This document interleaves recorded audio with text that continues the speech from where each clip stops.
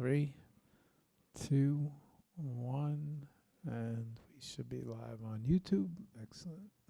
Facebook, I see it offline. Good morning, YouTube. Mark, Yes. I see only you on Facebook. No, it's running. Okay. And please send me the link to YouTube too.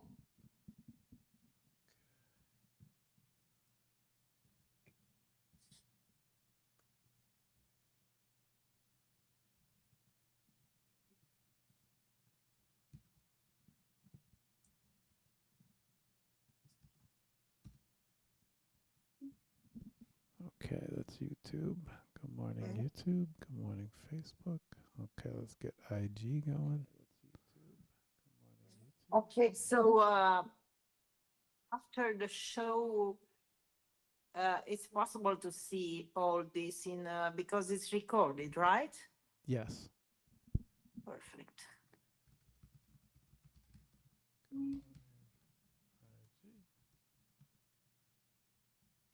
Wow.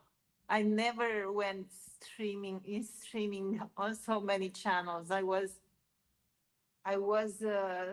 only on 3 of them. Okay, Instagram is live.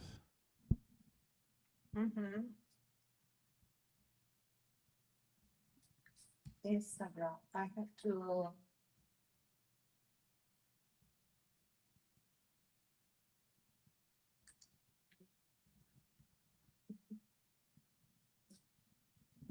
Okay, X is live. X is live. X will be top post. Okay, we're good to go. Pin to your profile. Pin. Very good. I'm not getting the live symbol here. There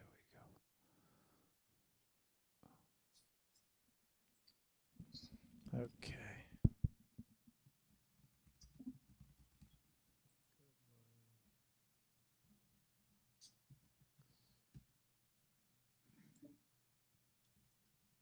Okay. Okay, let's see. All right. We're running everywhere. I'm going to start the show. I will see you on. When I say, Corina, say hello to everybody, that means you're live. All right? Okay. All right. Give me 5 minutes and I'll see you on.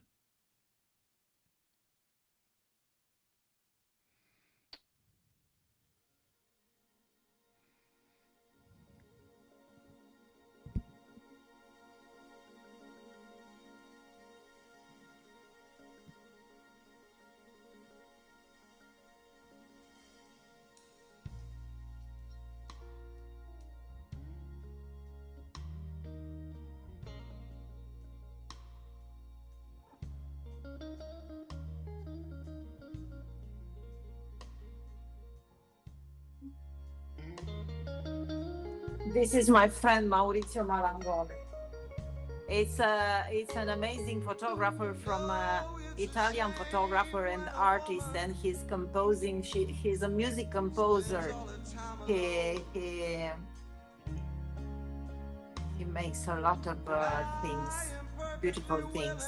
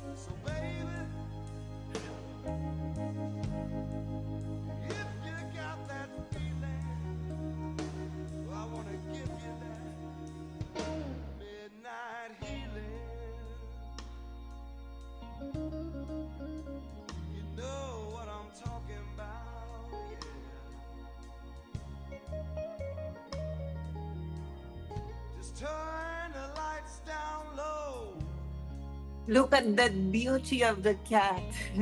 Oh my God. Love it. Can you hear me, Mark? Yeah. Yes. I stopped the audio on my computer because I don't want to make interference. I don't know if it's.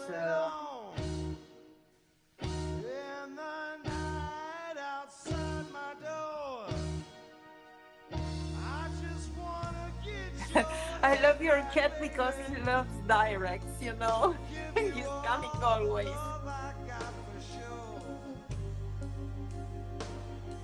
So baby, if you've got that feeling, you know I wanna give you that midnight healing. Oh, I just wanna make love to you all night long.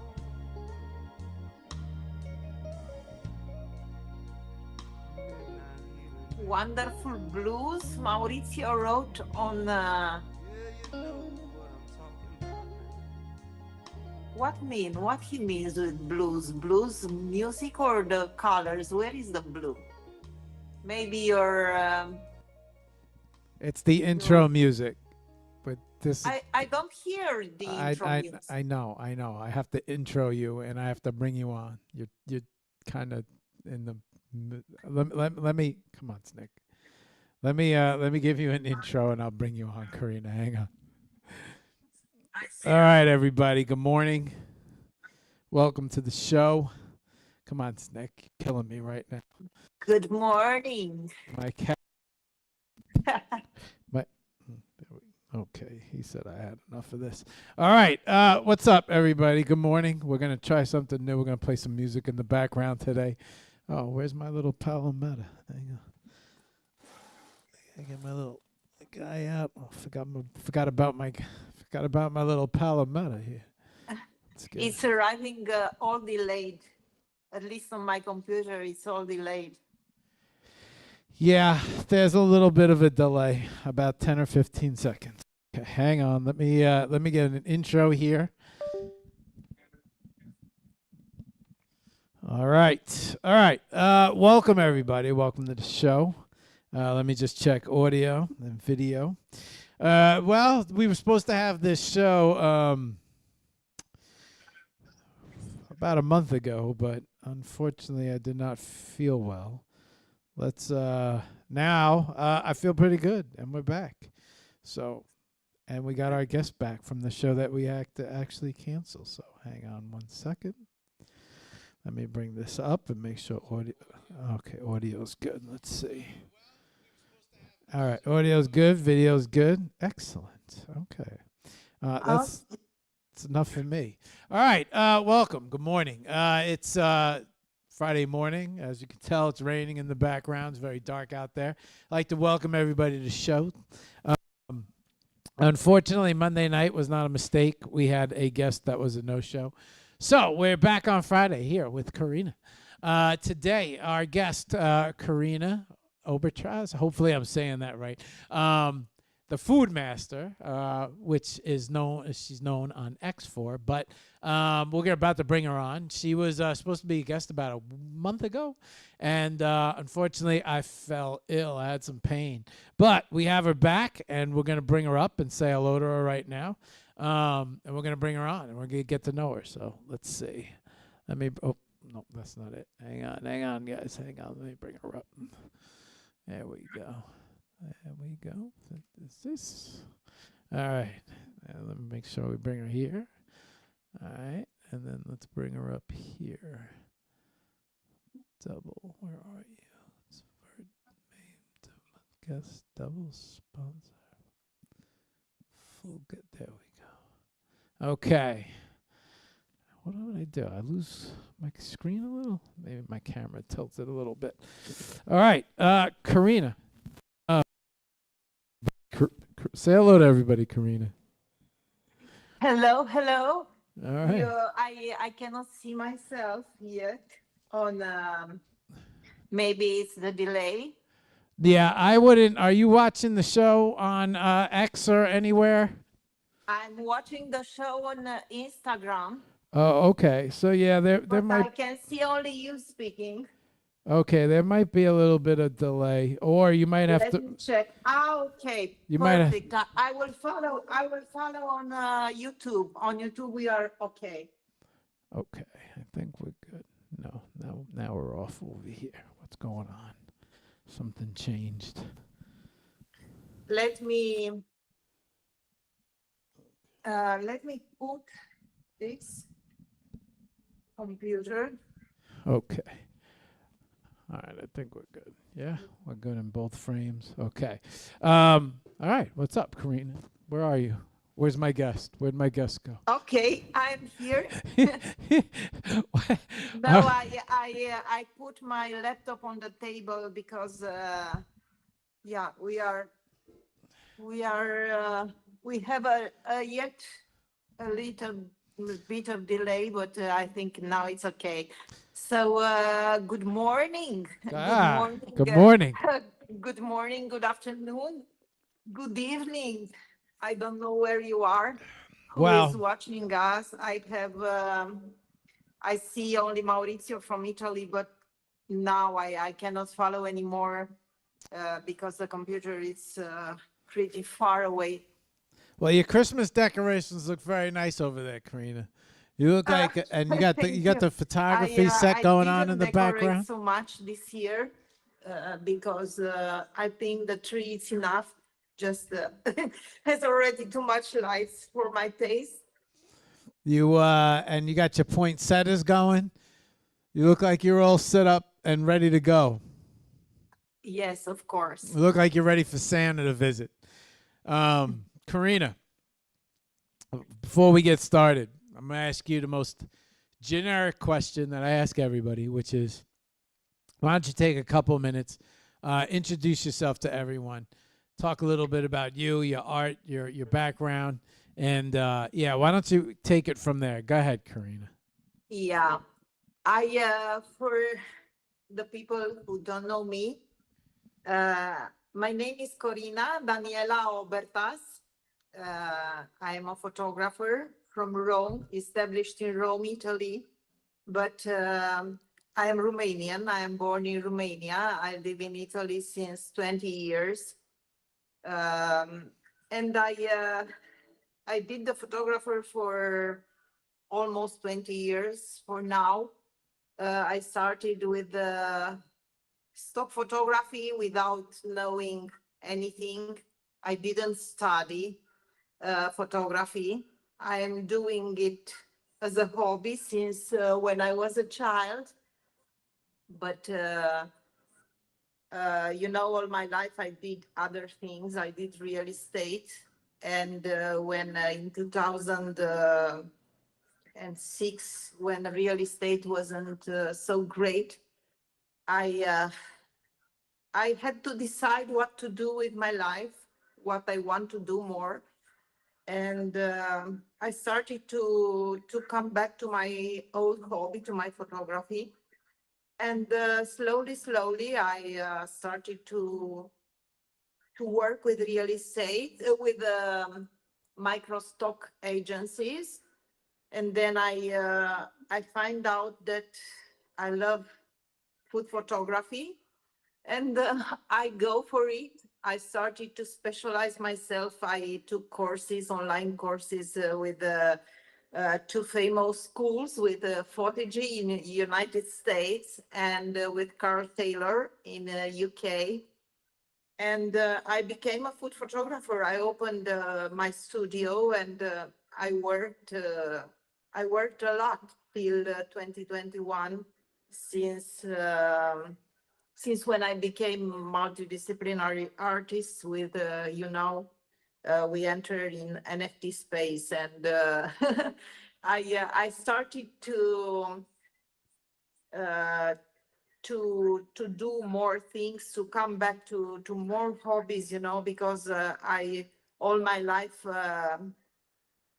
I had this artistic, I was a very creative human being all the time, doing a lot of things. So slowly, with the entrance in the NFT in Web3, I We we started we ne- to we need bring them back. we need your meditative music, right? Didn't you have a special playlist you wanted to play in the background? Yes. All right, hang on. Let's give this a If try. you can bring that list, it would be great. It's Okay. strange how I, t- mine I, it's not. I have it. You're not going to hear it, but I have it. It's playing. Let's see. Let me see if it's working. Hang on. I have it. You're not going to hear it, but I have it. It's playing. Let's see. Let me see if it's working. I cannot hear you anymore.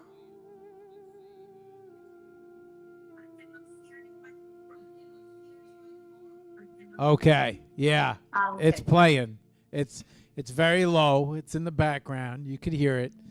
But go ahead, Corina. I let's get your music going, because I know you Okay. wanted to have a certain mood for the show.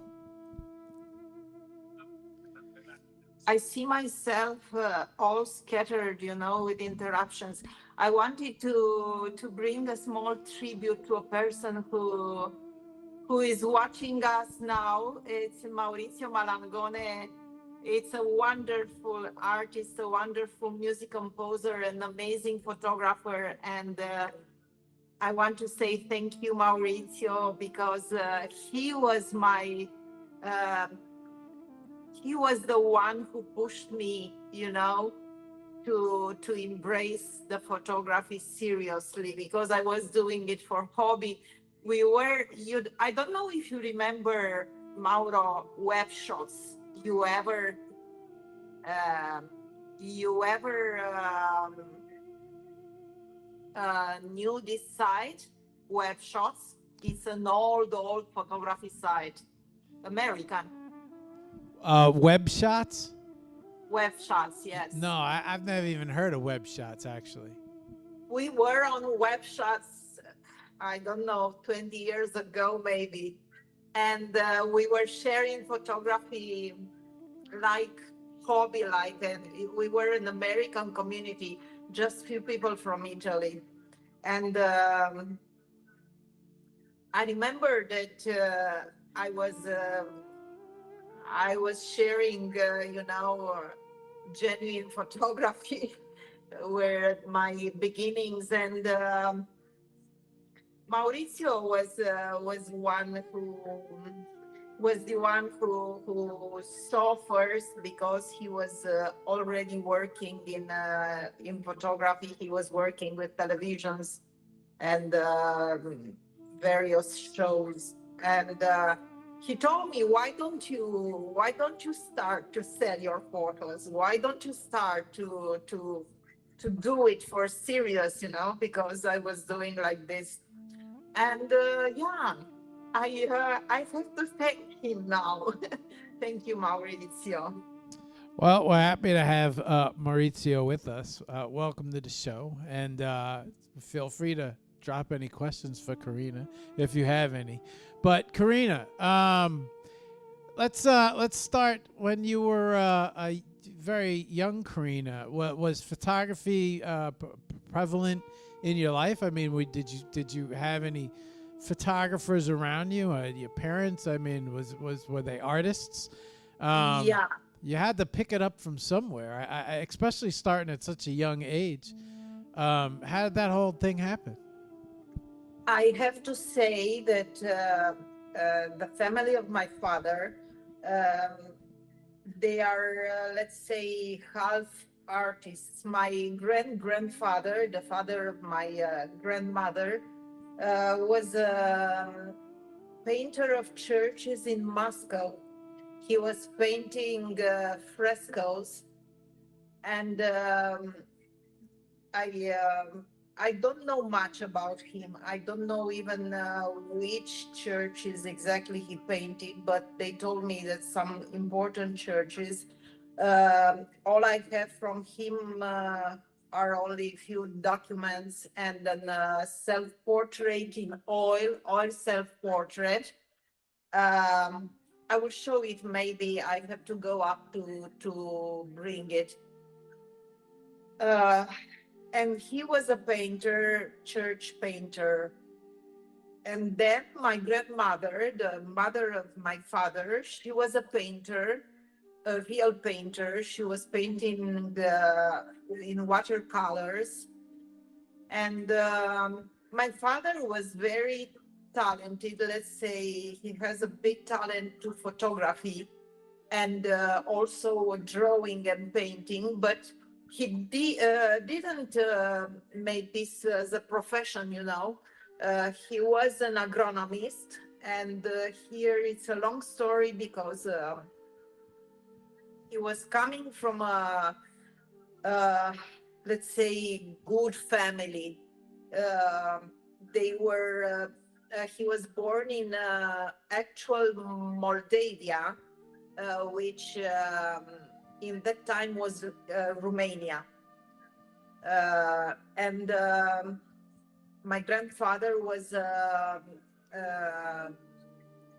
colonel in the army, you know, in the Romanian army. And when the war started, he doesn't want to fight under the Russians, to help the Russians, which were invading, Romania. And they let all they had it there, to big houses, very big house in Chisinau, the actual, which is the actual capital of Moldavia, and another house, a new house, just made it in the countryside of Chisinau. They let everything, they took only what they could take, and they retire in Romania. And this was after the First War. After the First War finished, they came back in Chisinau. They found both houses destroyed by Russians, because the Russian soldiers were entered in the houses and destroyed everything. And they said, okay, we will renovate, we will restart our lives. But the Second War came, and the same thing happened. So they had, after they renovated everything and finished all, the Second War started, and they had to escape again. And it's a similar story. I always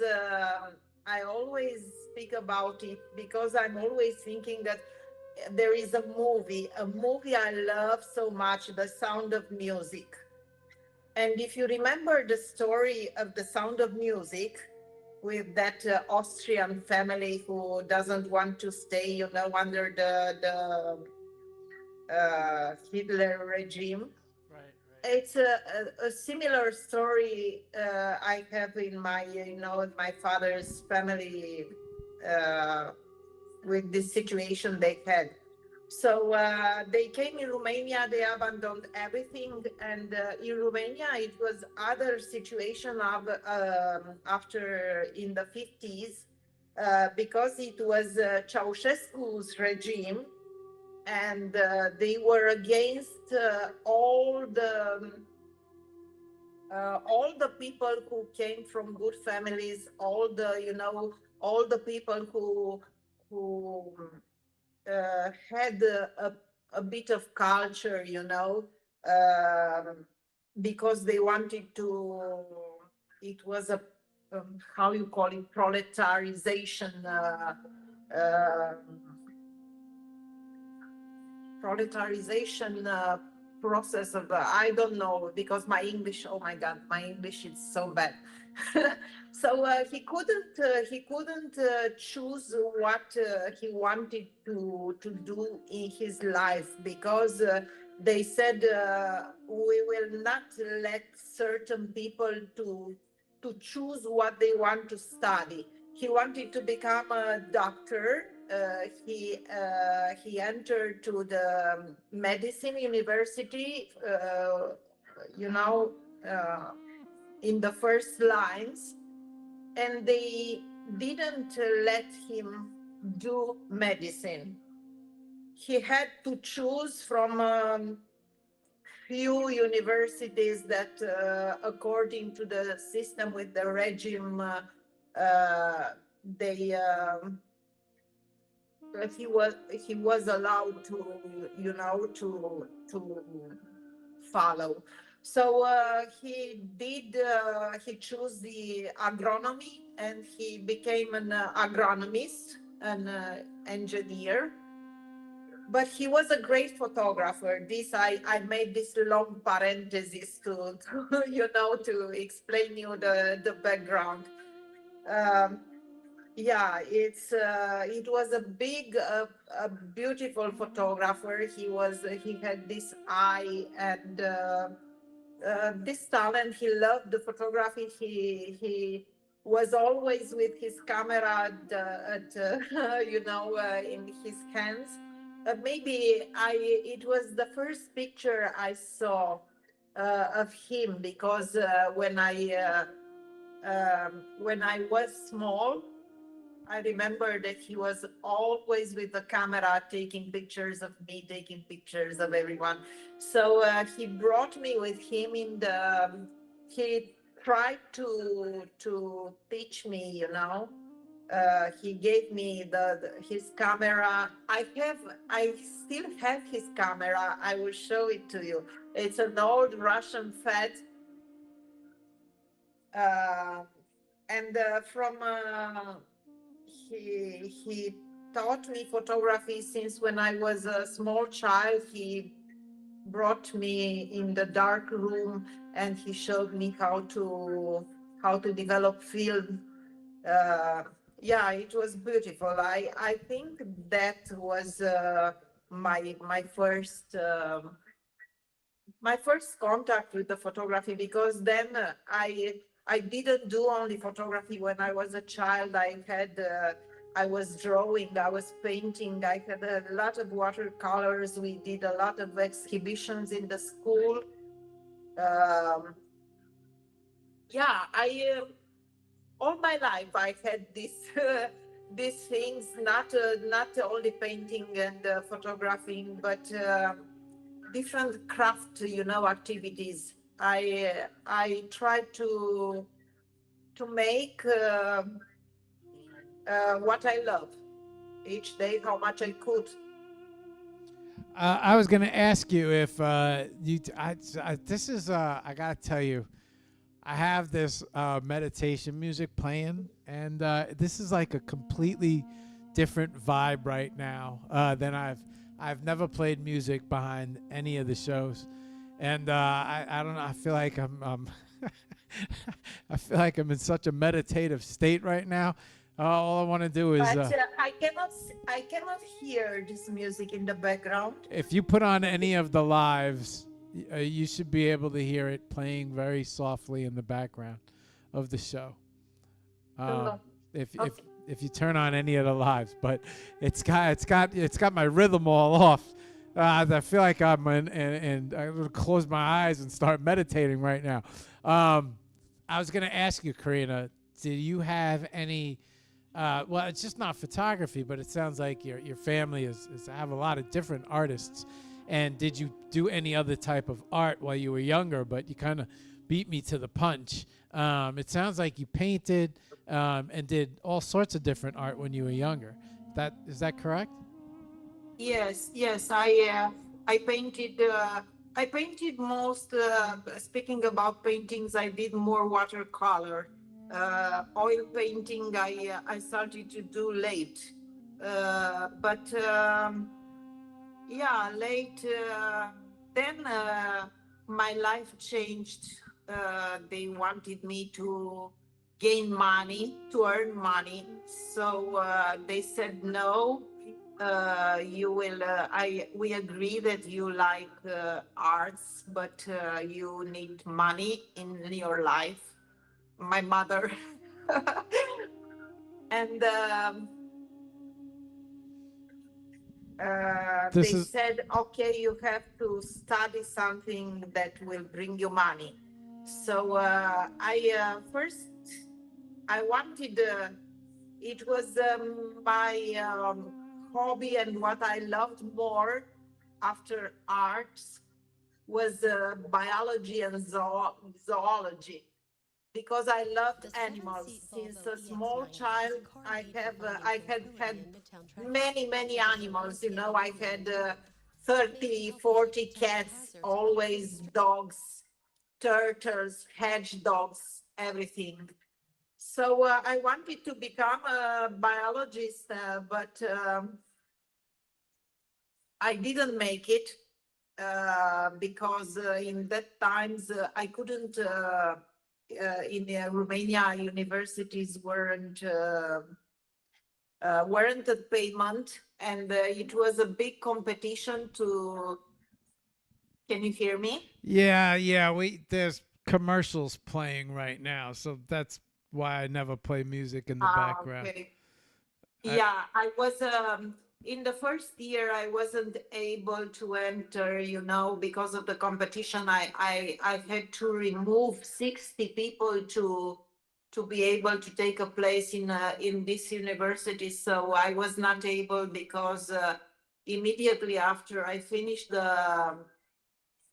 uh, I came out from the, how you call, the high school.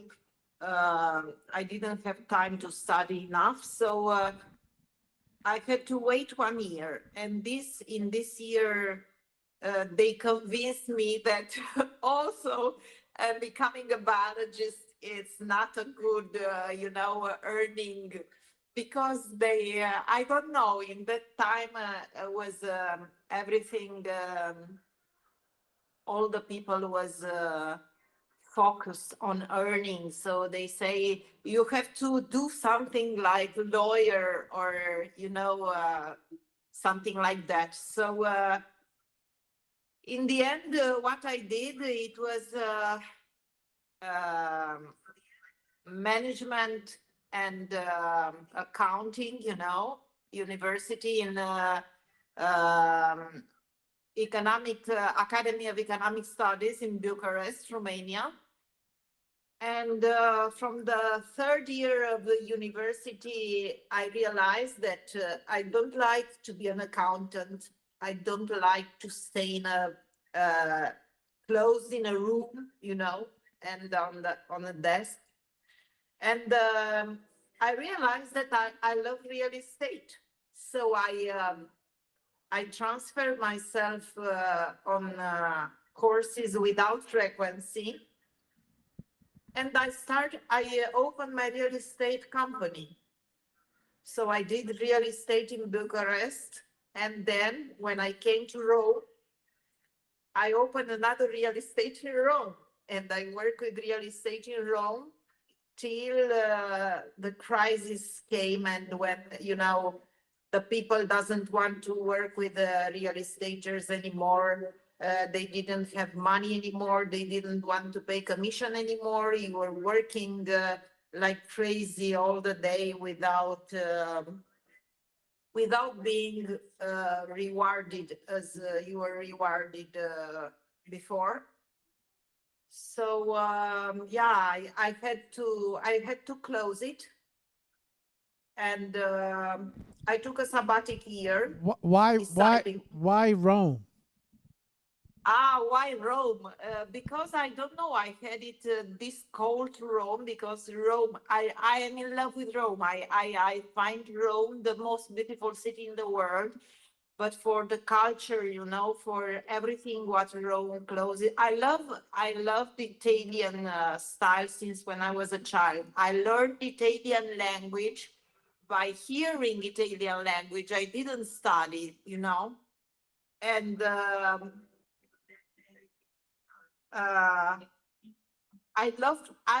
Rome was my dream. I remember that when I first came to Rome in 2004, um, I was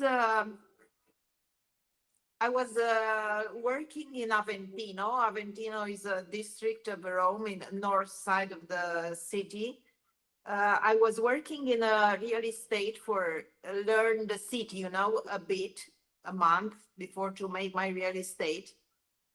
And from my house to arrive to work, I was taking a tram bus, and I was passing each morning exactly near the wall of Colosseum.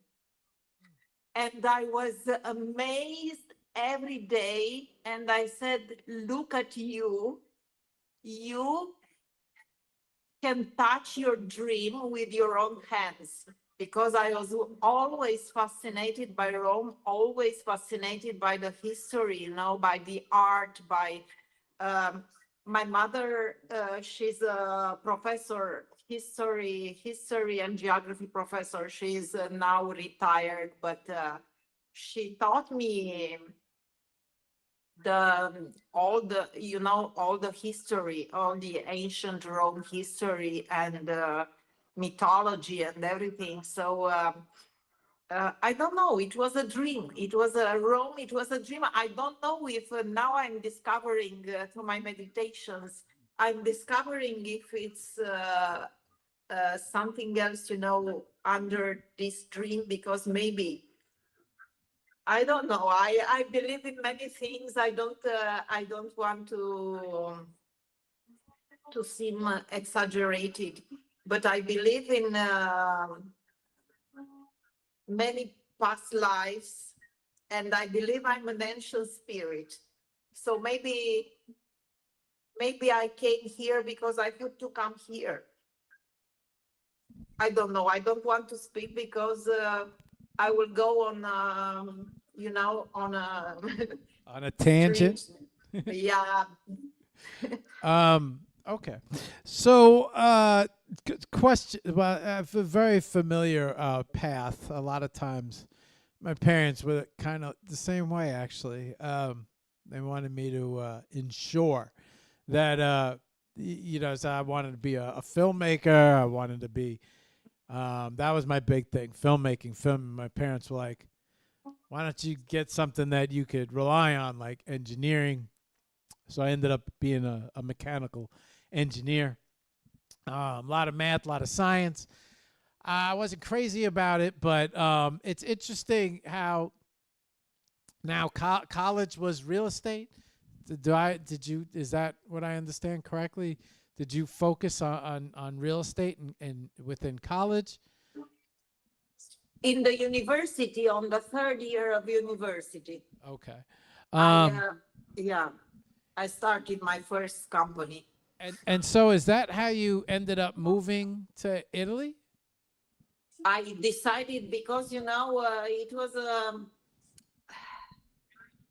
I don't know. It was even if we were after the revolution, it was a strange situation in Romania. Like like nothing.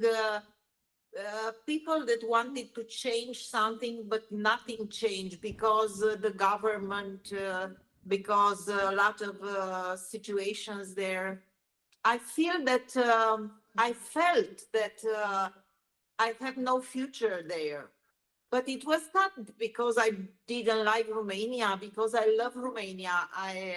Romania, it's a beautiful country, and now Romania, it's amazing. Not a great situation, political situation, but there are a lot of things happening there. Bucharest is an amazing city, and not only Bucharest. Yeah, great, and it's a great Web3 community in Romania.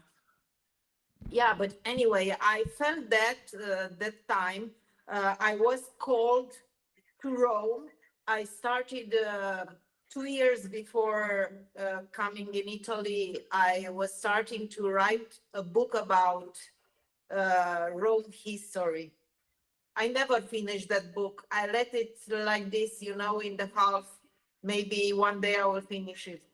But I was fascinated by Rome, and I wanted to live in Rome. So I decided,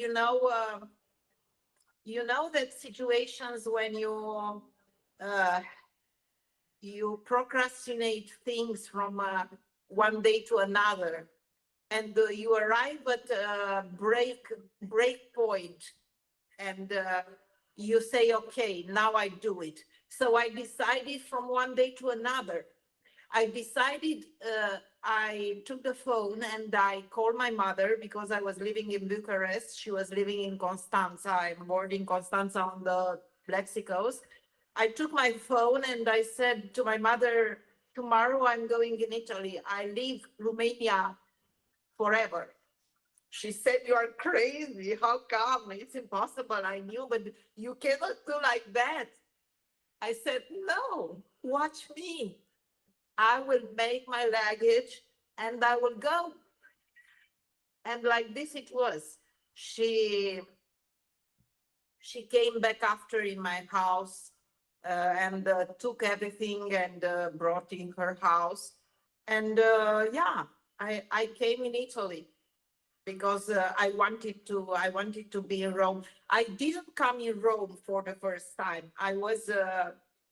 Uh, I came to down to Sorrento because I was making my holidays, before I was coming in Italy, in Sorrento and Positano, and I love that area. I had friends there, and I go to Sorrento, and then, in short, I came to Rome. Yes, and in Rome, I worked for about 2, 3 weeks in a real estate in Aventino, and then another real estate in another district of Rome, just to, to learn the city a bit. And then I made a collaboration. I made my company and a collaboration with another Italian friend, lady, she had a real estate too, and we worked together for how much we could work. It was amazing, it was a very easy work that, when I started work, then everything fall down, and yeah, I met my husband and I changed my life. Were you doing during that time period when you were in Italy? Was there any? Were you doing any art? Were you doing any shooting? Were you anything, or was it just strictly real estate that you were focusing on? Strictly real estate initially.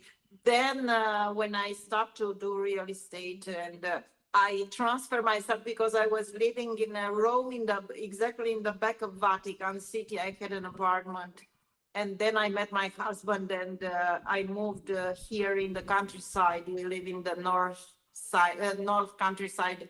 It's the same city, but it's a periphery. So here I started to retake, let's say, my hobby, and then slowly to grow in photography, and yeah, the rest from 2021 is history, but it's more known online between my friends. Quick question. What is it? Because it's interesting because you moved to Italy. You knew you wanted to move to Italy, and then you never really returned. You're still in Italy. What is it about Italy that's so you had to go, like, this is where I'm going, and then never looked back, never returned, and now you're kind of focused there, and so you must. What is it about Italy that's so alluring? There are a lot of things about Italy, but it's more about Rome.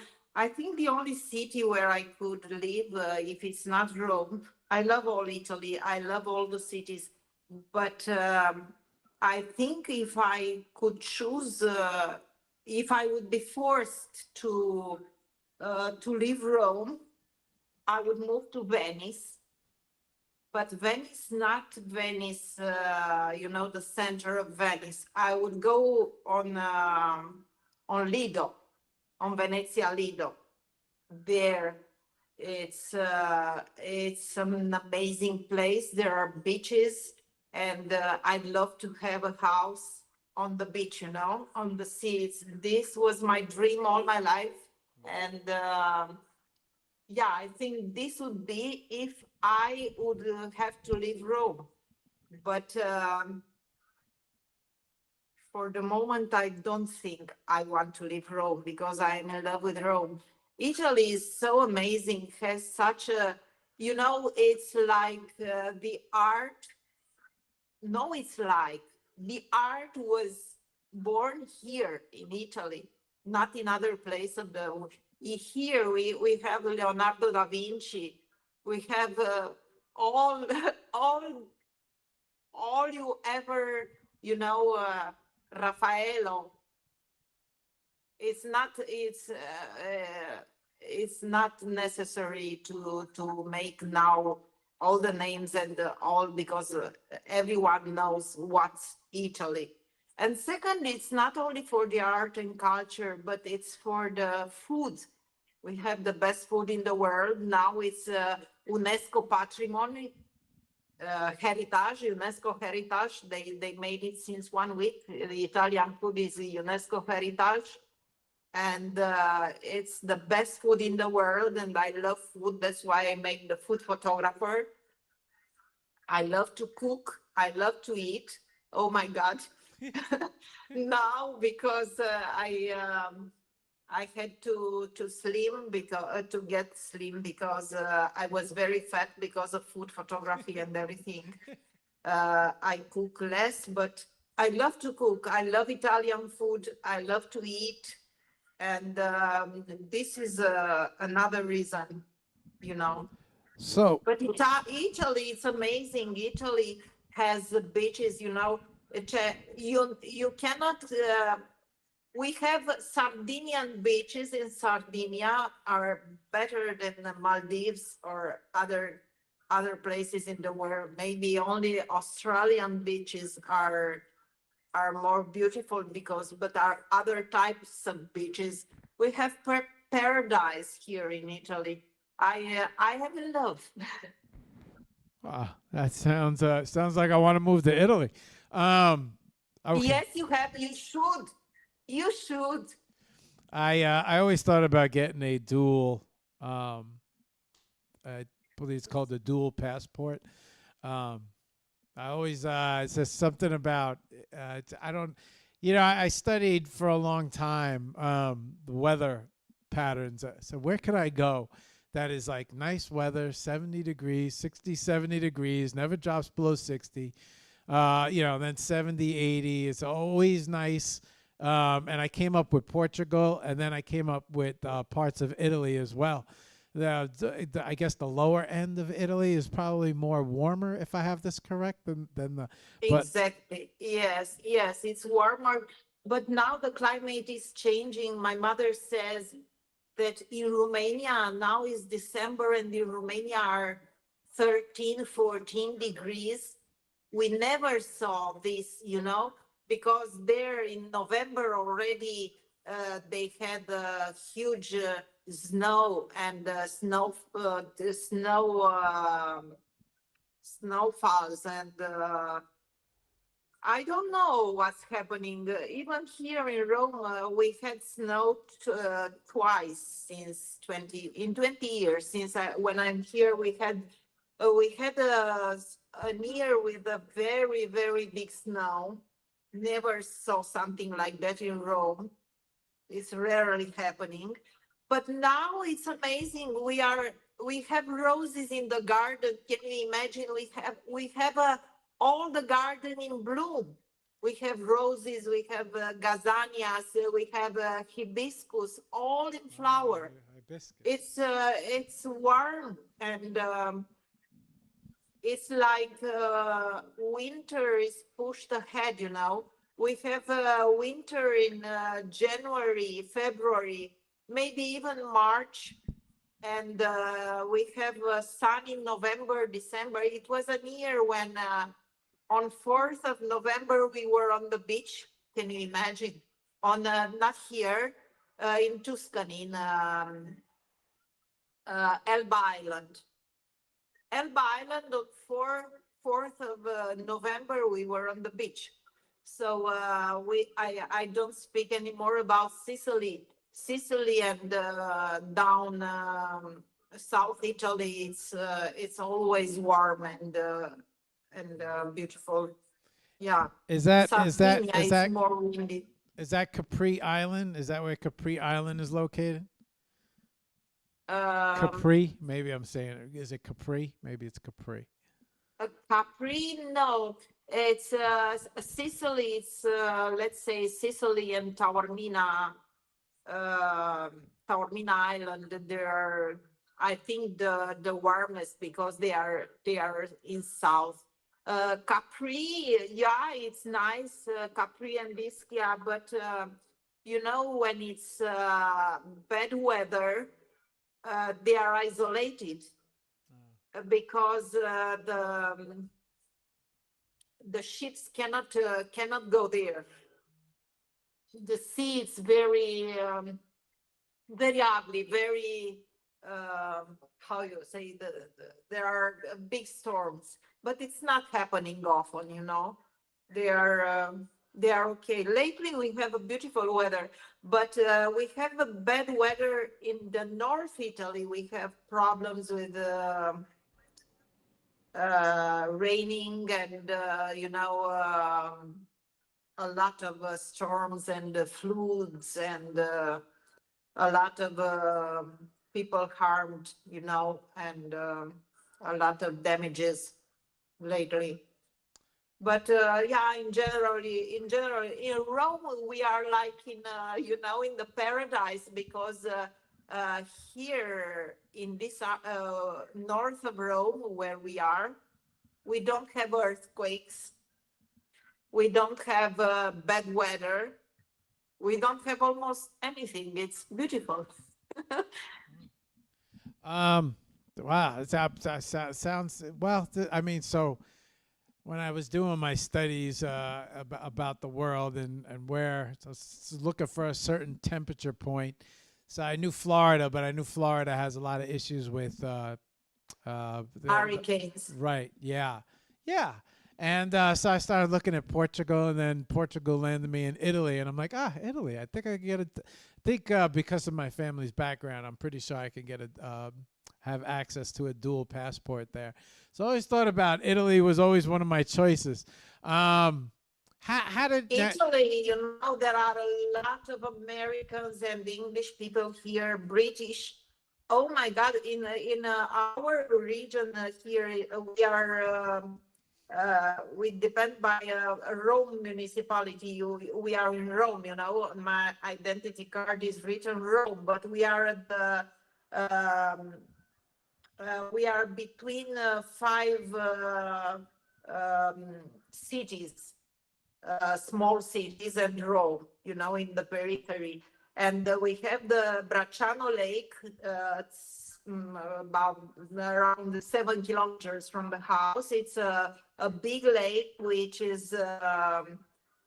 gives water to the city, a volcanic lake. We have two, one bigger and one small, but this Bracciano Lake has a beautiful castle, or the Scalchi Castle, where Tom Cruise get married Oh. years ago, and it's an amazing castle on the lake, and yeah, it's a very nice area. We are placed. If we want to go, we go out from our street on the left side. 7 kilometers, we have the sea, the Mediterranean Sea, and all the coast, the beaches. And on the right side, we have the lake and, another beautiful area with forests, big forests and lakes. And it's amazing. So, question: how did so you had your real estate business? How did that how did the real estate business turn into? Well, is it because of the cooking? How did you get the urge to want to start shooting? Food photography. Because I was doing I came back to my hobby first, to my photography. Then I started to share my photography on sites of, I started with web shots, which was a hobbyist site.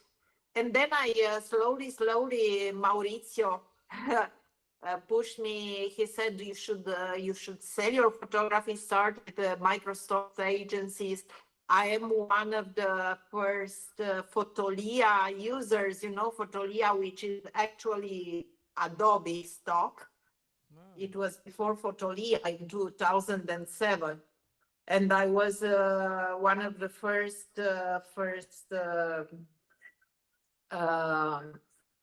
contributors there. And then one of the first Shutterstock contributors, Getty Images. And, I remember I gave up. Shutterstock.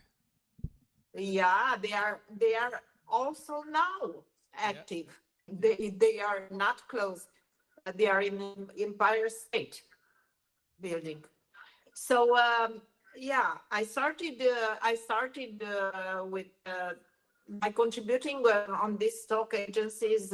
I was doing ugly shots. If you go on my portfolios, I have there a lot of bad shots, you know, ugly shots. But you know, they are selling even now.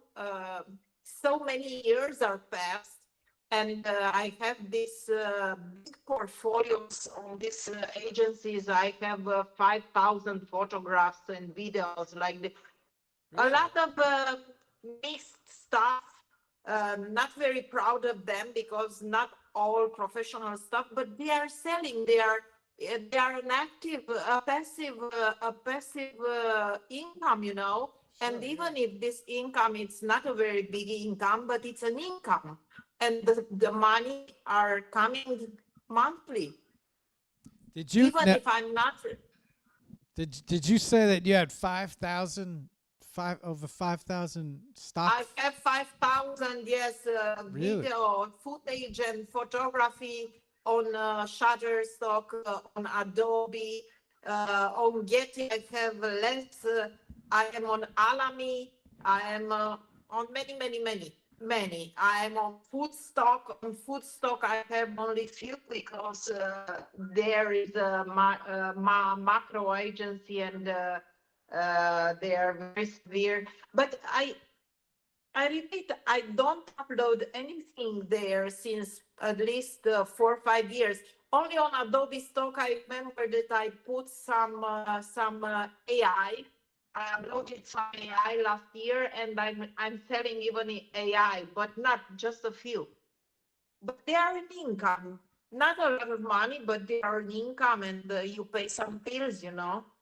And doing all this kind of mixed subjects, mixed photography, I realized that I love food photography. And when I started, it was nothing about food photography around how is now that Instagram is full of food photographers and tutorials, and YouTube is full of tutorials for food photography. No, when I started, it was nothing.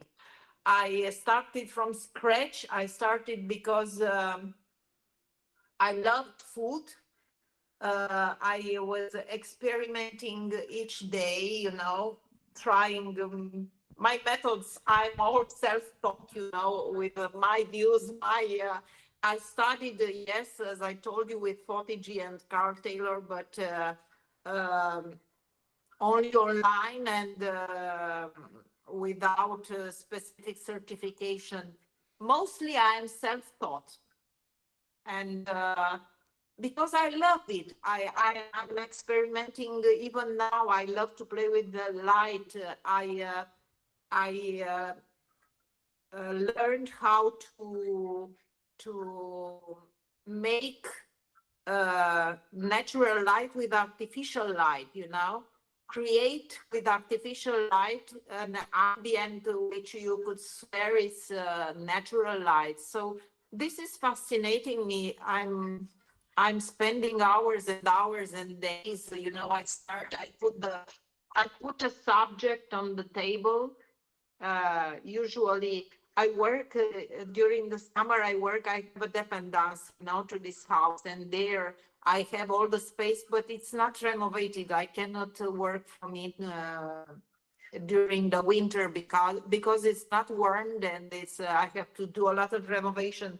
But during the summer, I'm working there. During the winter, I sacrificed half of this living room because it's very big, and I have all you see in the back. It's that huge table. It's a pool table, Is a that pool table that's your and yeah, dinner table. It's when you open it, it's a huge pool table, and I have there my still life.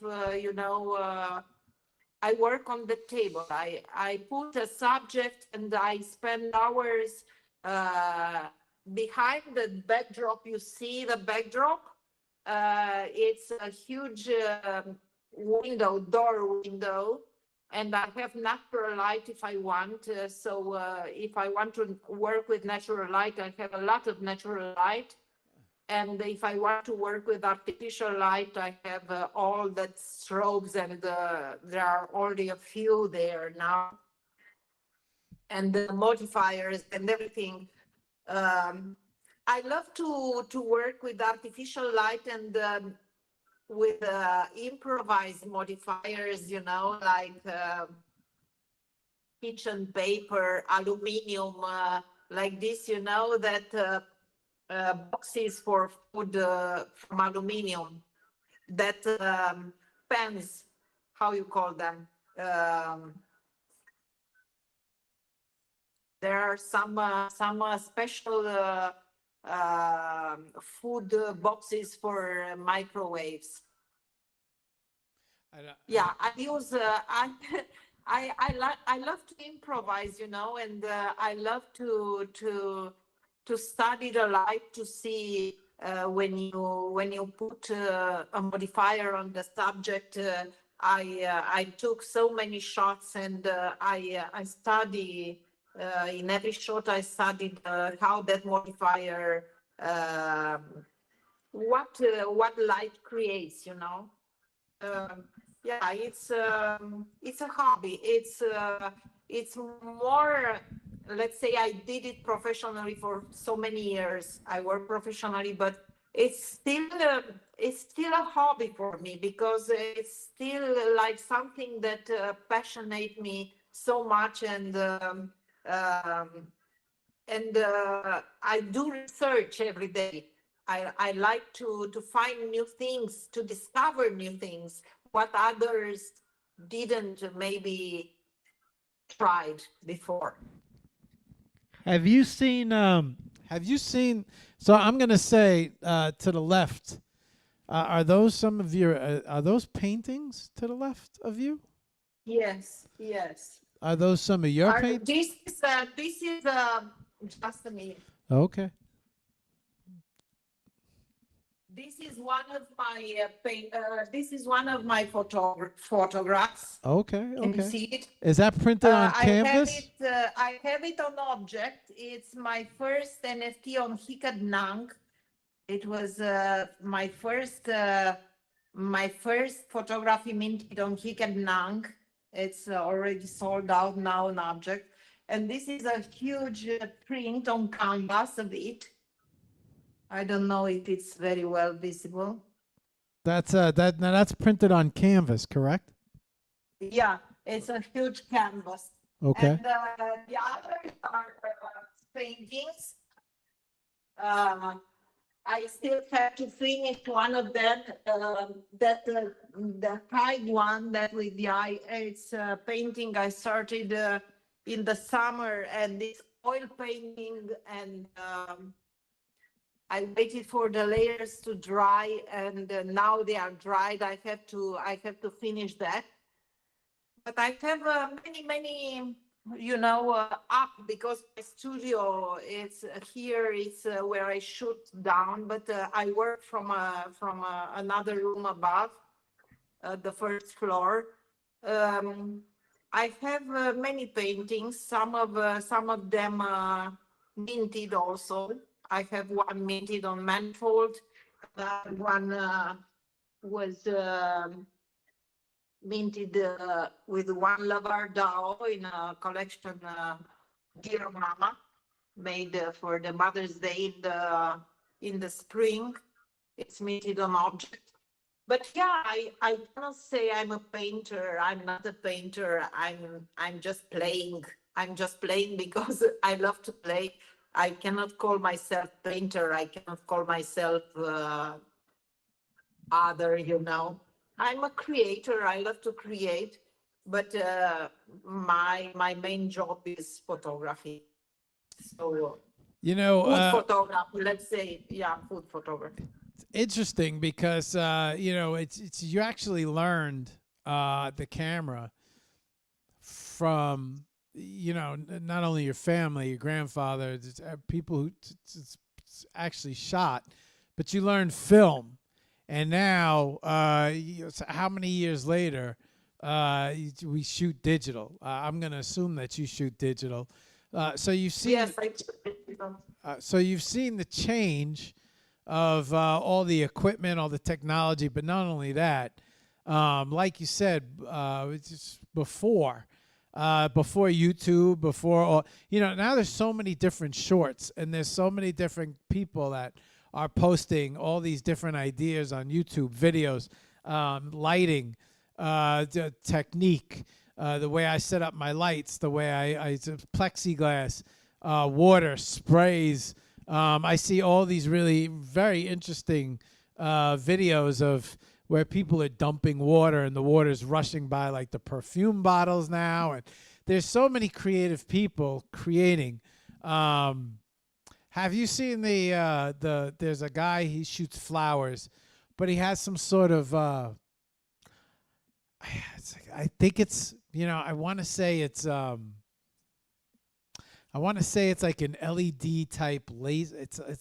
It gives this cast of a laser, and then he pushes smoke over the flowers, and then the flowers. I mean, man, the way these flowers light up, really awesome. But there's so many different things that you could use when it comes to, you know, food photography. But at the you know, you're not only a food photographer. You do shoot other things as well, right, Corina? yes, I'm shooting everything because I love to shoot. I don't pretend to be a great photographer for all the subjects, but you know, I love to shoot every. I think came. This came from doing everything on for Microsoft agencies. So shooting everything I was shooting, I was trying to shoot everything and to take good shots because they otherwise they were rejected, you know, by the curators.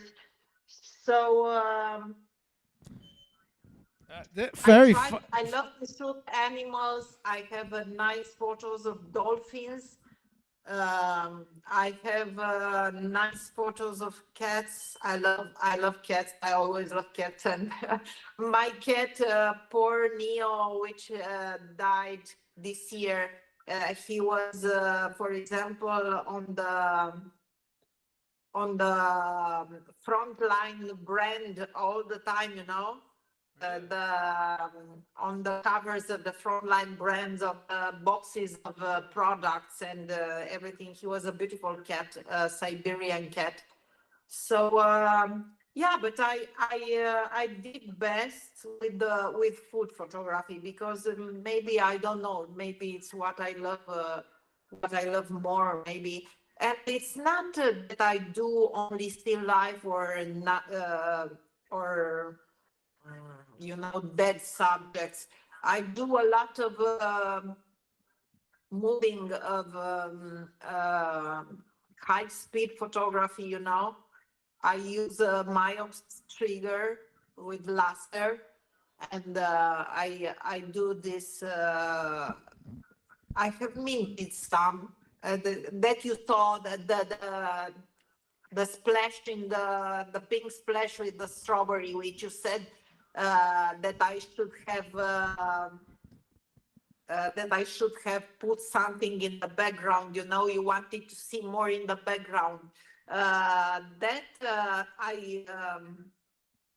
I darkened the background a bit because I saw it like that, you know, because you know each one of us has different tastes when watches when look to the photos, you know. Uh, but I have others. I have on foundation, for example, the midnight drink with pouring some liquid in a glass, and that is more. I show more transparencies. I have a whiskey glass with a splash, and there you can see the raw, even splash, the liquid splash from the table. You know, I didn't clean anything. That I have it on the stock food. So I don't know. I didn't prepare anything for this interview like no, this. no, it's because You can find something in my pin tweet. we're I gonna have a thread. Yeah. we're gonna so believe it or not, we've been talking for about an hour and 10 minutes already. But I would like Okay. to go over to the computer, and I would like to show everybody your photography, all different. You have a lot of big variety of photography, but I would like to show everybody your art and your work. Before we head over there, I did want to ask, how were you introduced into the world of NFTs and digital collectibles, and how did you start to? I remember, um, I remember there was a time where I got into stock photography. You sound just like me. When I was doing stock photography, I was signed up to like 15, 20 different platforms. I was I would take my camera, I would just go out, I would shoot everything. I would shoot the grass, the leaves, Exactly. yeah, Yeah, because you sell them any cheat you sell there. yeah, yeah. You never know what's gonna sell. Is there any type of bugs, praying Exactly. mantises, flowers? I have all my. It's funny. It's funny that you mentioned about hibiscus, because all of my hibiscus plants are right next to me, and they're all blooming, still inside. This is the first year I've managed to get my hibiscus to continue. The hibiscus really loves sun. They love sun. They respond the best to sun. If you put them in sun, you could really see them boom. But all my hibiscus plants are right here. They're all blooming. Um, so you go out, you shoot everything, you throw everything you can up on stock sites. They have to accept it. They have to accept the quality of the photo. There's a certain resolution limit, and then you do see residuals. I would assume the more that you have up there, the better you're gonna do. I wasn't that dedicated. I kind of moved more into editorial and then freelance and commercial. I did a lot of editorial. I did the inauguration of Pope Francis. I did a lot of events, you know, the MMA fights. I have a friend of us, a family friend, which is one of the best international maestros, gurus of martial arts. It's almost the top of this world. In fact, now he's working a lot with the academy in Los Angeles.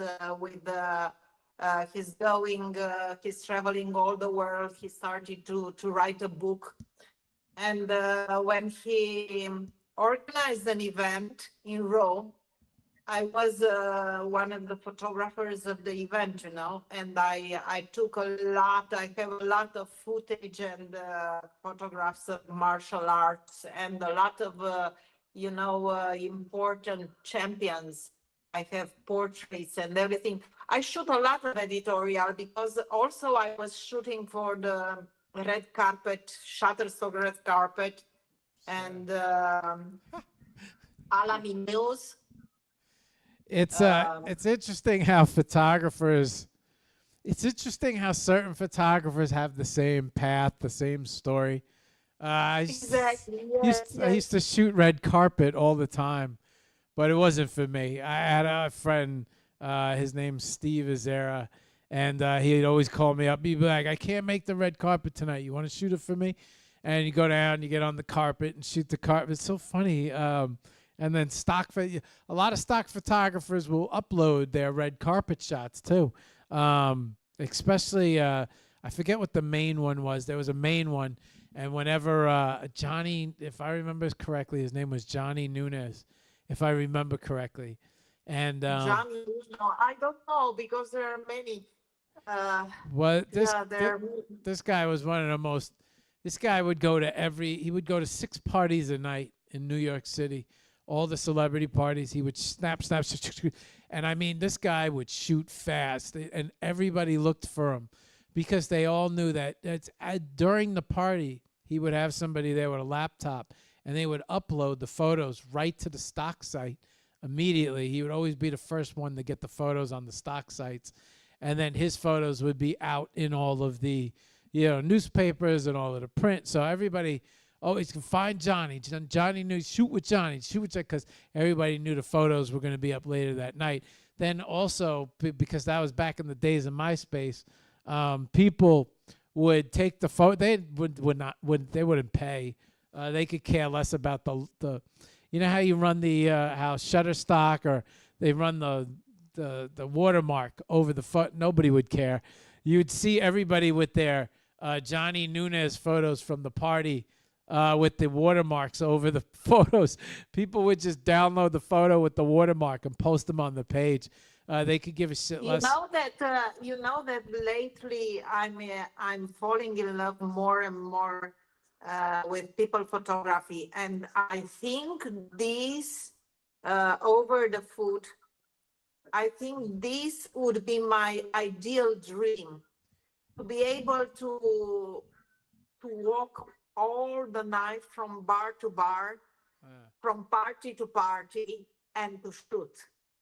But this is not very possible because, first of all, I'm not driving. Even if I was driving, I have my driving license. I just updated it. But I'm not driving in Rome. I don't know. It's a very chaotic driving here, and I didn't drive since a lot of time. I don't think it would be a problem because when you drove before, you can drive again. But we are living at about let's say 40 minutes outside downtown. So I should. It's very hard for me to go out. When I was in the city, it was other situation. Now it's changed. Now I have a family. You cannot abandon family and go out shooting all the night. But it would be my dream. I don't know. I always say to my husband, why don't we go to live in Rome again in the center? He doesn't want. He said, no. We live well where we live, and in the countryside. He's right, because here you can breathe fresh air. It's not noise. There are not cars. So many cars. There are cars, but it's all green. But sometimes I miss the city. I miss the city and the city life that when I was living in the back of Vatican, were other times to I was going out from the house at 3 o'clock in the night if I wanted to go in Trastevere, to go in downtown, to take a walk, to go in a club, to do something. and it was not. Now it's very dangerous, for a woman to go alone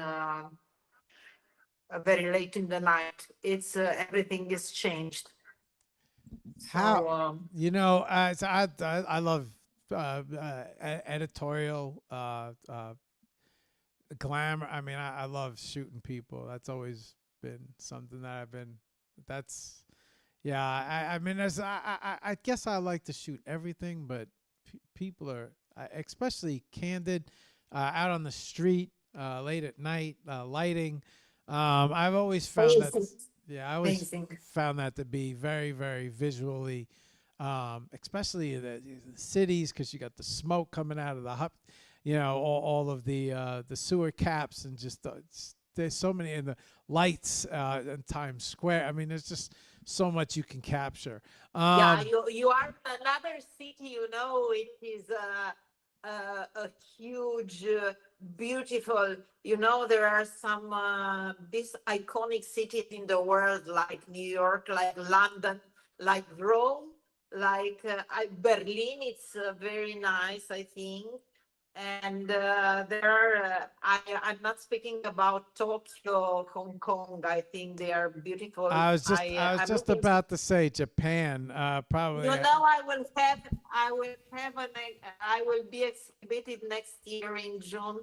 I don't want to speak more now, but yes, I will be there.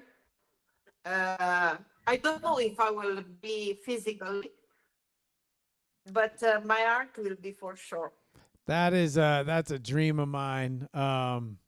Is Japan, just to be able to walk around the streets and shoot editorial. How did you get into and how did the NFTs and the digital collectibles happen? NFTs, yeah. I was in a photographers group on Facebook for many years, and yeah, it was the group, let's say, the best food photographers in Italy, an Italian group. And a guy in 2021, a guy came one day. It were the first day of Clubhouse, And this guy came and said, "Oh, I have invitations for Clubhouse. Who wants to join?" And I said, "What's this Clubhouse?" I didn't even heard about it. There were exactly the first days of Clubhouse. Oh, And I said, "No, that was another very social early. network." That was very Sorry? early. That was very early. Yeah, That was back in I think that was very, very early. yeah, yeah. Um, I said, "No, I don't want another social network. You know how we are, we don't have time. We never have time." I said, "No, I don't have time. I don't have imagination. I don't have enough patience for another social network." But I remember that somehow he convinced me. He sent me this invitation to Clubhouse. And we were in these rooms on Clubhouse, speaking about Italian photography, poetry, Italian poetry, and the um, food stylists in food photography. And all the people were speaking about crypto and NFTs. I heard before about crypto and NFTs. I knew about it since 2016, 2017, because my husband being working in informatics, being a cybersecurity specialist, we knew about all the crypto and Bitcoin and blockchain, and but we knew, and that's it. We never go in. But with Clubhouse, all the people were speaking, and I was curious, and I said, "Okay, I want to try NFTs." I opened OpenSea. I I gave a look. I didn't know how to do anything, but I opened an account. I paid. I remember that I paid. I don't know, a lot Yeah, it was to expensive make back the then. one. Yes, I paid around 100 euros, something like that, to make that wallet and to make an account on OpenSea. And I found some YouTube tutorials, and I minted my first NFT. And in the meantime, on Clubhouse, I met the first American community, which was NFT.tips, with born exactly in New York. And with NFT.tips, I think were my first steps in the NFT, because I didn't know anything about. I didn't know. I was my English. Now my English is acceptable, but then my English was very bad. I was almost terrorized to come in the rooms and speak. And I remember Jimena Buenavida. She was the first to help me to, because she was before in this NFT.tips room, and she helped me. She said, "No, you don't have to be terrorized. Come, if you don't, if you have difficulties, you have to write anything on a paper, and be natural, be genuine, and everything." So yeah, I started to follow them. Then I met the second big community, the UK community, NFT Good Vibes, and there I meet a lot of my actual friends and collectors. Um, I remember these rooms. I don't know. I have a kind of melancholy. I think all the people have this kind of. All the people love these rooms on Clubhouse. We were all like pioneers at the beginning of everything. All the ideas were um, noble. We wanted to create. We wanted to build something beautiful to help the world. We have beautiful ideas. And then slowly, I don't know, everything changed. But initially was very nice. I saw the board apes. I saw the when they were born. And they gifted me on Clubhouse. They wanted to gift me board apes. I could have 20 board apes, 30 board apes. I said no, I don't need that. I wanted to. I didn't even understood. I You didn't said have the no to a vision. bored ape? Sorry. I said you said no to a bored ape? Yeah. I wanted to buy one, and instead to buy one original, I bought a derivative because I didn't know. I didn't understood well how collections were working. And I bought a derivative at the same price as the original collection, and that derivative is not anymore online now, because the licenses, the Yuga Labs um doesn't let now any other derivative collection. They don't allow, because there were all collections made without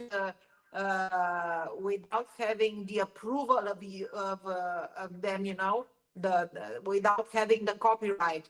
We have only one collection, which is derivative of Bored Apes. It's a collective where I was accepted in 2022, a woman collective, Bored Ape Ladies. And this was beautiful, was so beautiful. We were many artists making derivative of Bored Apes, and I have there my first food ape. It's an ape made with my food photography. It's a collage made in a PSD in Photoshop and then animated in Adobe After Effects. And this ape is gorgeous. Was my avatar for many years in Onyx, and then I changed it. But you can find it on my site if you click on the menu on NFTs. There I speak about my collection, my actual collection, Food Ape Society. And I tell there all the story, and you can find this ape and the link on it to OpenSea. What I'm gonna And do. this was beautiful. And this was the only collection accepted by Yuga Labs, at least how much I know. I don't know if there are others. Maybe there are others. But this was down for months till because OpenSea put it down too, and then it was accepted by Authentic, yes, by Yuga Labs, and exists right now. I so much want this collection, you know, to be revived. I want this collective to be revived. I don't know if it's possible, but yeah, maybe we can do something. I never have time. I never have time. I would love to work as project manager for them. I spoke. Yeah,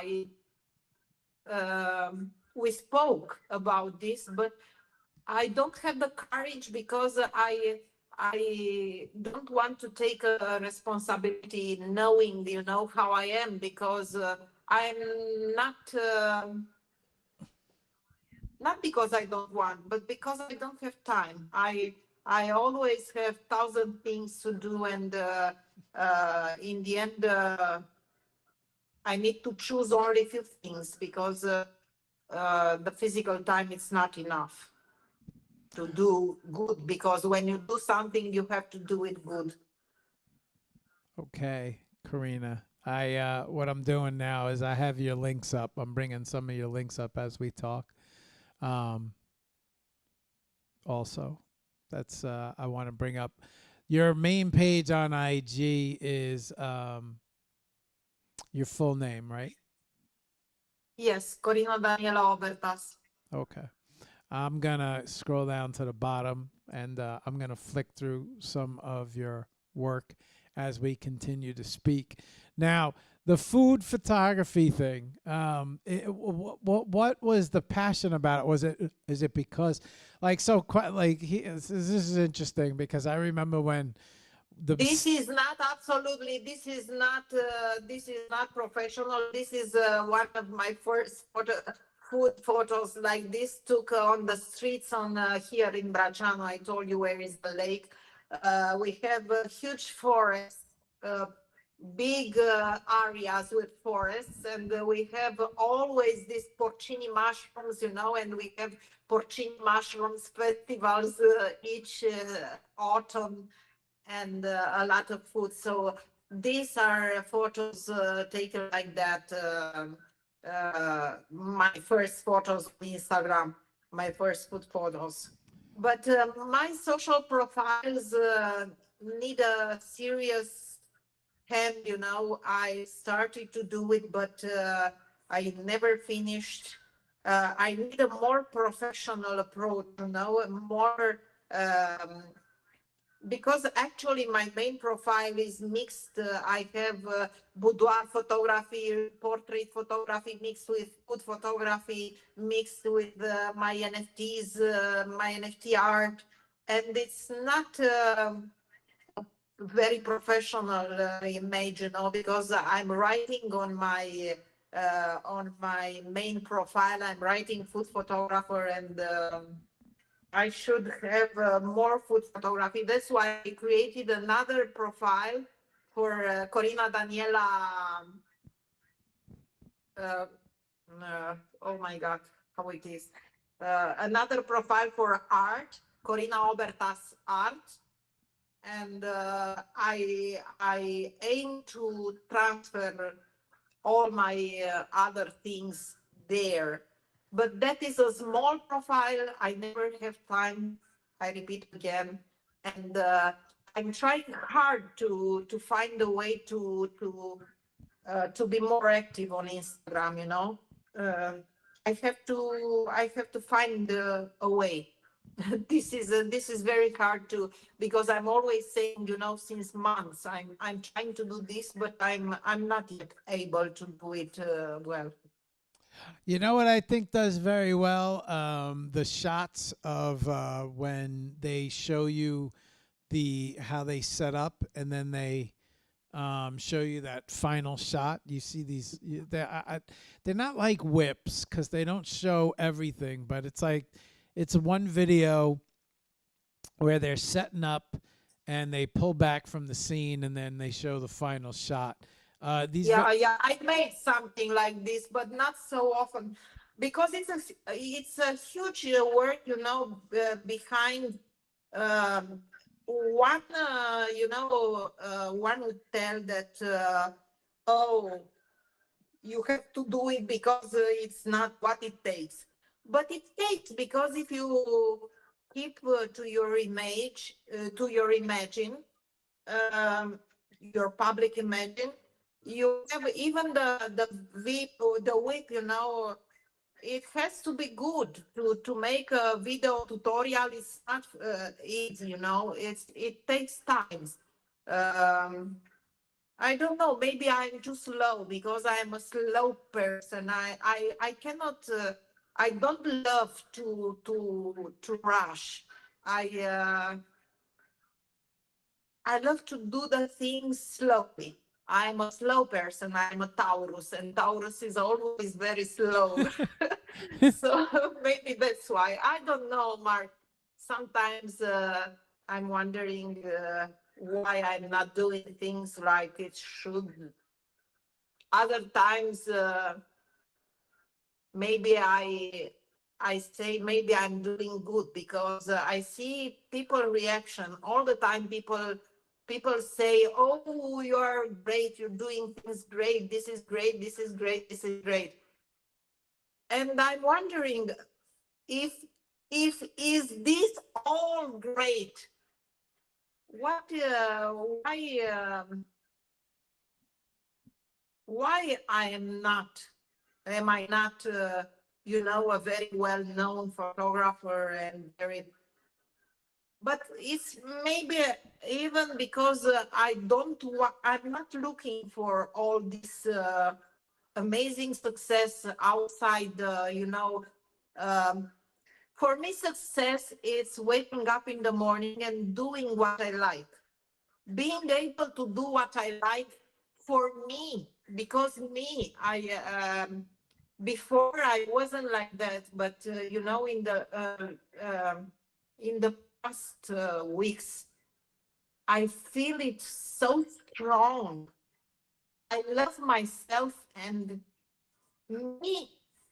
I am more important than anything in this world, And I have to wake up in the morning and I do what I want, what I love, and to be content inside my heart, And then is coming everything. Other people, what the people want, the other success. And, if I wake up in the morning and I have a piece of bread and a fruit to eat and an egg, it's enough for me, because I don't want to eat anymore a lot. But I have to be happy. I have to paint something, to photograph something, to yes, of course, the money are important, because the money are the engine. With the money, you can travel, you can have experiences, the money are needed, but are not the most important thing in life, at least not for me. I was very, Before I was very convinced that money are everything, but no, the money are not everything. I get old, and I realize. So this is, I don't know. I'm doing what I can every day, and what would be. It's so interesting thing about food photography, right? and I've seen this. There a lot of times photographers. So do you? So I have questions, right? Do you cook and then set the shot up? But like a lot of times, um, for instance, when it came to cereal bowls, they didn't use milk. They used like almost like a white glue that they would sit the cereal in, so it had this like really white. And then also you see the way they sometimes when it comes to shooting like breads, they'll paint the top with a shellac Yeah, or like yeah, yeah. there's lots of different It's food. crazy It's tricks, food. right? Yes, of course, it's food stylist. It's another separate job, Of uh, I I am not at 100% a food stylist, but I am at 60% maybe a food stylist because with my job I needed to learn about all these things. And to pay a food stylist, a food stylist is very expensive. Maybe sometimes it's more expensive the food stylist than the photographer. Really? So when you go to shoot for a brand which allows itself to pay all, it's okay. You work with a food stylist. But if you have, for example, own project because you want to build portfolio and you have to arrange all by yourself, you have to arrange yourself, so you have to learn all these tricks. And when I started to do food photography, um, I absolutely don't have all this information because it was almost nothing on the web about food photography and food styling and all these things. I remember when I got the first time on Shutterstock, they featured me with a food video I made. I'm laughing now because it was um, such a raw and um, not good at all uh, food footage. But for that times, it was extraordinary. They loved. There were articles. I made a food by preparing baked articles, and it was beautiful. And I got a big feature and on their homepage, and I received some gifts from them. So yeah, where other times instead now you have all the all the instruments and all the necessary information. If you want to make the food stylist, it's enough to open ChatGPT and type, and ask, and will give you all the information. But yes, we use a lot of things. I'm preparing now. Shooting for banana slices. I want to make a macro of banana slices, maybe grilled banana slices. I have something in my mind, but banana is very difficult. Is a very difficult to shoot because when you cut banana, it's becoming brown immediately. Yeah, So right. yeah, you have to Apple. use a lot of lemon absorbing acid, and there is an entire procedure, to treat the surface of the banana slices. You have to keep them in the fridge. You have to have a plate on the set, a plate with the banana slices, cold banana slices in the water with lemon juice, you know, to replace on the set that which are becoming brown and which lose aspect. Also, you can make, for example, you can use sugar syrup to give them how you call it an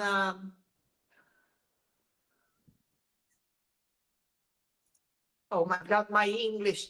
to give them a special aspect, you know, more luscious. I say well, Luscious, luscious, luscious, luscious. luscious. Yes, a more luscious aspect. So yeah, there are many tricks What you have to use. what do you find to be one of the hardest things to shoot? Um, I know ice cubes are up there. I know ice cream because it tends to melt. Ice cubes, all What I never use ice cubes, real ice cubes. you I use have the I plastic have ones, right? yes, Yeah. yes. But the most difficult to shoot,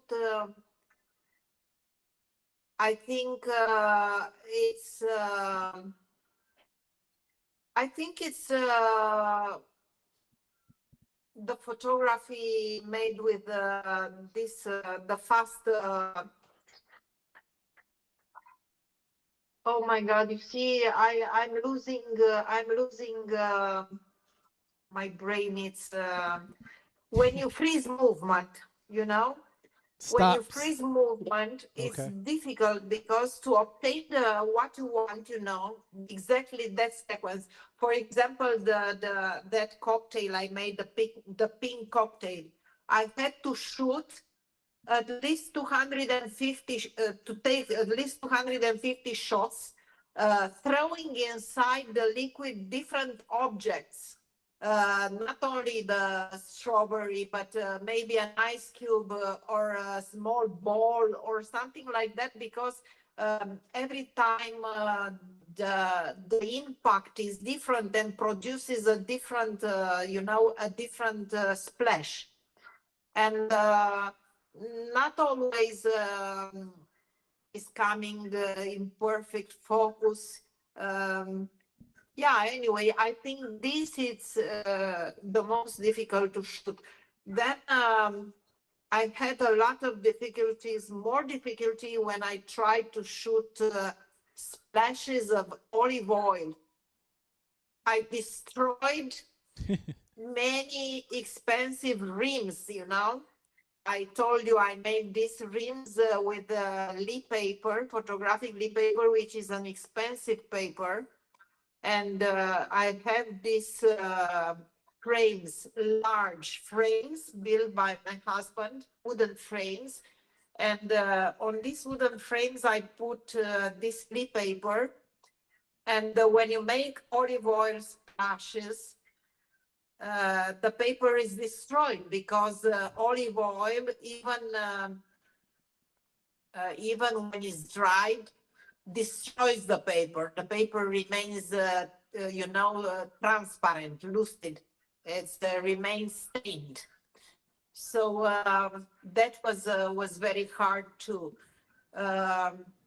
Some fruits and some vegetables also are very difficult to shoot because they change aspect, and you need to treat very well and maintain the.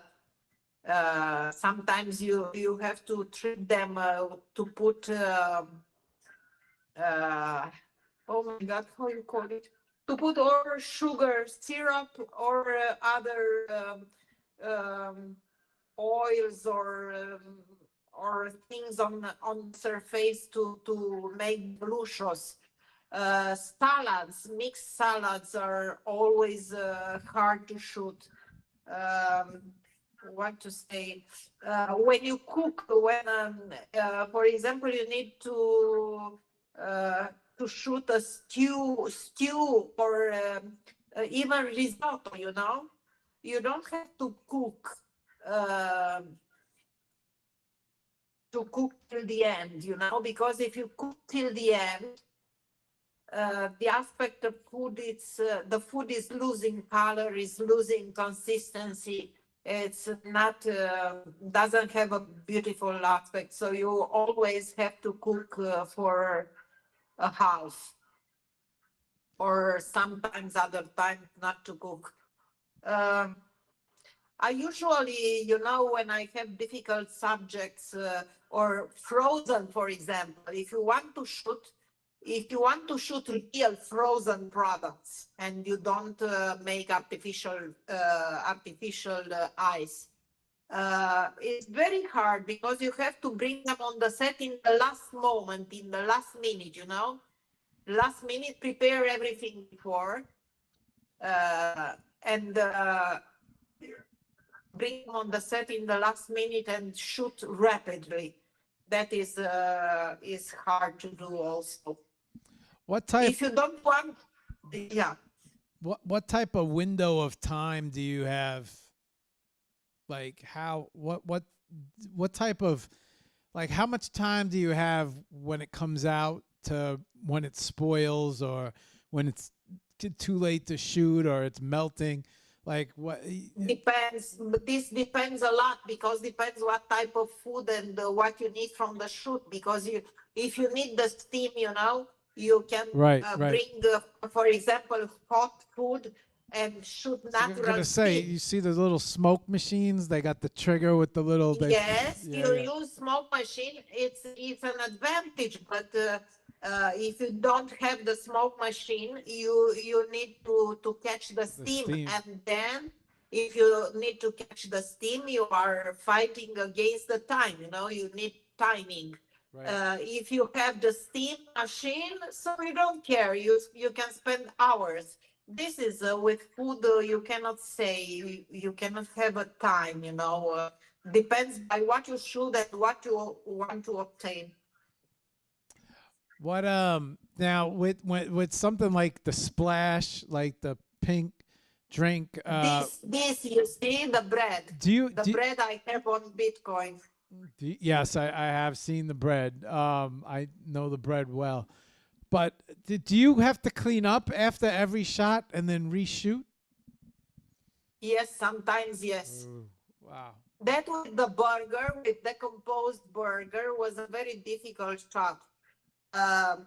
Because I have to build a very special thing um, to put the slices on, you know. It was like a wooden frame I was gonna say, is with there a stick? fishing, you know, that fishing plastic, how you, the fish, how you call it? The Oh, fishing you're talking about fishing line, right? lines, yes. Oh, Yeah, really? I put that fishing on the straight in the wooden frame, and then I put the slices and I photograph, and then Oh. I had this is also an edit work here, a big edit work.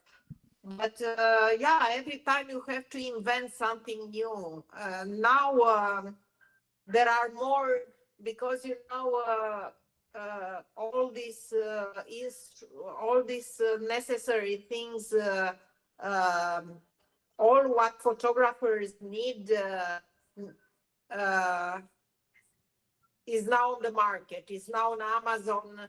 The Chinese, you know, they are most prolific in produce all this kind of stuff. So you find a lot of things. For example, in this photo with the bread, go a bit back. Which one? The bread, that flat bread. Okay. It was the flat bread with olive oil. Okay, I have it. This one. This it's artificial light, but it was a challenge to photograph the oil because with the normal light, the oil is dark. It's not that yellow, you know. And what is the trick there? You have to use a piece of aluminum, you know, or a aluminum card behind the. So you have to cut the card and fix it exactly in the back of the bottle, but also from the front to illuminate it with other small, you know, or modifiers or a torch. A torch is not working very well when you have strobos, you know. Um, I use a snoot. I use another strobo with a snoot That's the positioned, that's the yeah, cone that comes to a point, right? to direct the light, you Right, know. right, right, right. And I also do a lot of light painting with food. If you look the fish, I have a fishtail photo with spices, and that is a light painting. What now are you the one Karina, are you responsible for the excuse me, the sets? Do you create the sets Yeah. as well? I create everything. I create in my when I'm not shooting for a restaurant or a brand where they give me the food, where they prepare the food. I I prepare everything. I cook. I build the set. Sometimes I build my backgrounds. I paint my backgrounds. I have this. I'm going, for example, in deposits for supermarkets. I take this big wooden. How you call wooden supports where they put the packages in the supermarkets. How you call them? Wood tables. And I paint them and I make my backgrounds. Or I also have on Etsy a shop for selling photography backdrops, vinyl backdrops. I produce myself, you know. Um, I I make the photography I need for the backdrop, the texture, you know, the color, everything. I make a large file and I send them on print, and I print these large vinyl backdrops, and I use them, you know. And for this, it was a very long study too, because the surface, the material has to be a special kind of material, qualitative material, because you have problems with the chromatic aberration, with the light, the way light is refracting, you know, reflecting light. So yeah, I do also this. I love to do all I can, you know. I invent this. This is look at this. This was the fish, was the light painting. The octopus is almost all edit. It was an octopus photograph outside in the sun, in my mother's hand, and then isolated, edited with the splash water, splash edited and everything. Instead, this fish won a very important award, a competition in South Italy, you know, in they do a Mediterranean food competition, and then that was the first prize, won the first prize. It's all light painting.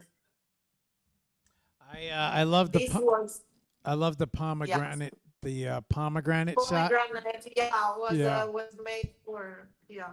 I would have liked to seen that in the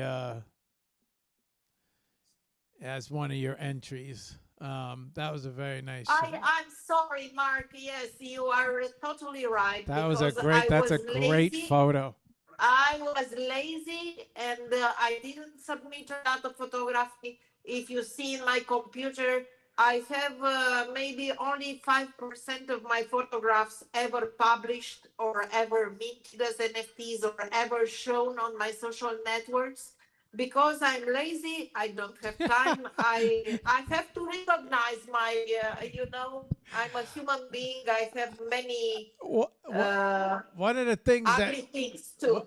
one of the things that got me upset about, I'll tell you, one of the things that got me upset about the open call was when I was going through everybody's art and everybody's shots and everybody's photos, and I saw somebody like submit something, and they had much better in their portfolio, and I would sit there and I'd look and I'd be like, come on, like you had so much better that you could have like I upload can understand you right. perfectly. And I'm like, so I'm sitting there and I'm like so mad about, because I'm like, you had so much more awesome photos, and I'm like, there could have been like, I just, because I'm familiar with going through everyone's work, and there were like 3 or 4 people that submitted, and I was just sitting there and I'm like, oh man, there was like, you had so much better to, I know, and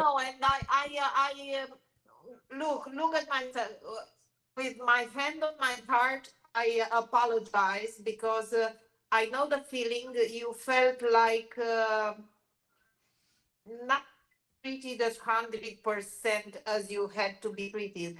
It's the same thing is happening, with the people on social. People you care a lot of that person, but because you are very overwhelmed or you don't have time. you Sometimes just throw stuff in, you are not enough active, with people, and sometimes you remember and say, oh my god, what I'm doing, and they feel ghosted, they feel that you ghost them, but it's not true because you don't want to ghost them, but you are overwhelmed, so it's the same time happened here.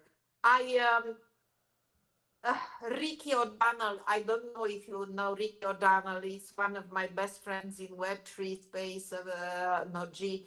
He always told me, don't go and try to cut all the trees in a forest, all the trees in the same time.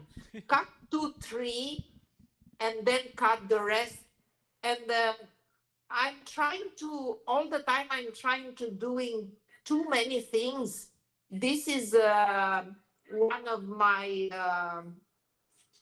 mistakes. I repeat, and I know this, and it's making me lose a lot of beautiful things. I need to do something. I need to be more focused and less dispersive, because I know I'm harming a lot of people, and I'm harming myself too. But yeah, as I say, I'm trying to do my best. I'm trying to correct and to myself and to see where I'm not doing good, but I'm not always able to do it. I'm trying to be positive and to build. I'm transformed a lot, but I still have a lot of work with myself. the uh And the the yeah, the burger that's on black with the white. It's the shot that I'm talking about. The pulled out. yeah. Yeah, that's a winner right there. The burger was a winner. The pink pomegranate shot was a winner. Not the burger on white. The burger that's on black with like the highlighted background.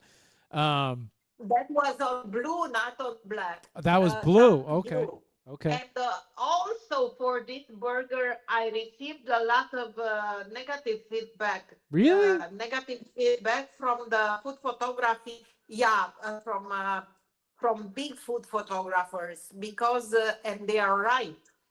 I saw after, because that burger, what burger inspire you? A burger, when you think to a burger, you think the grill, the fire behind.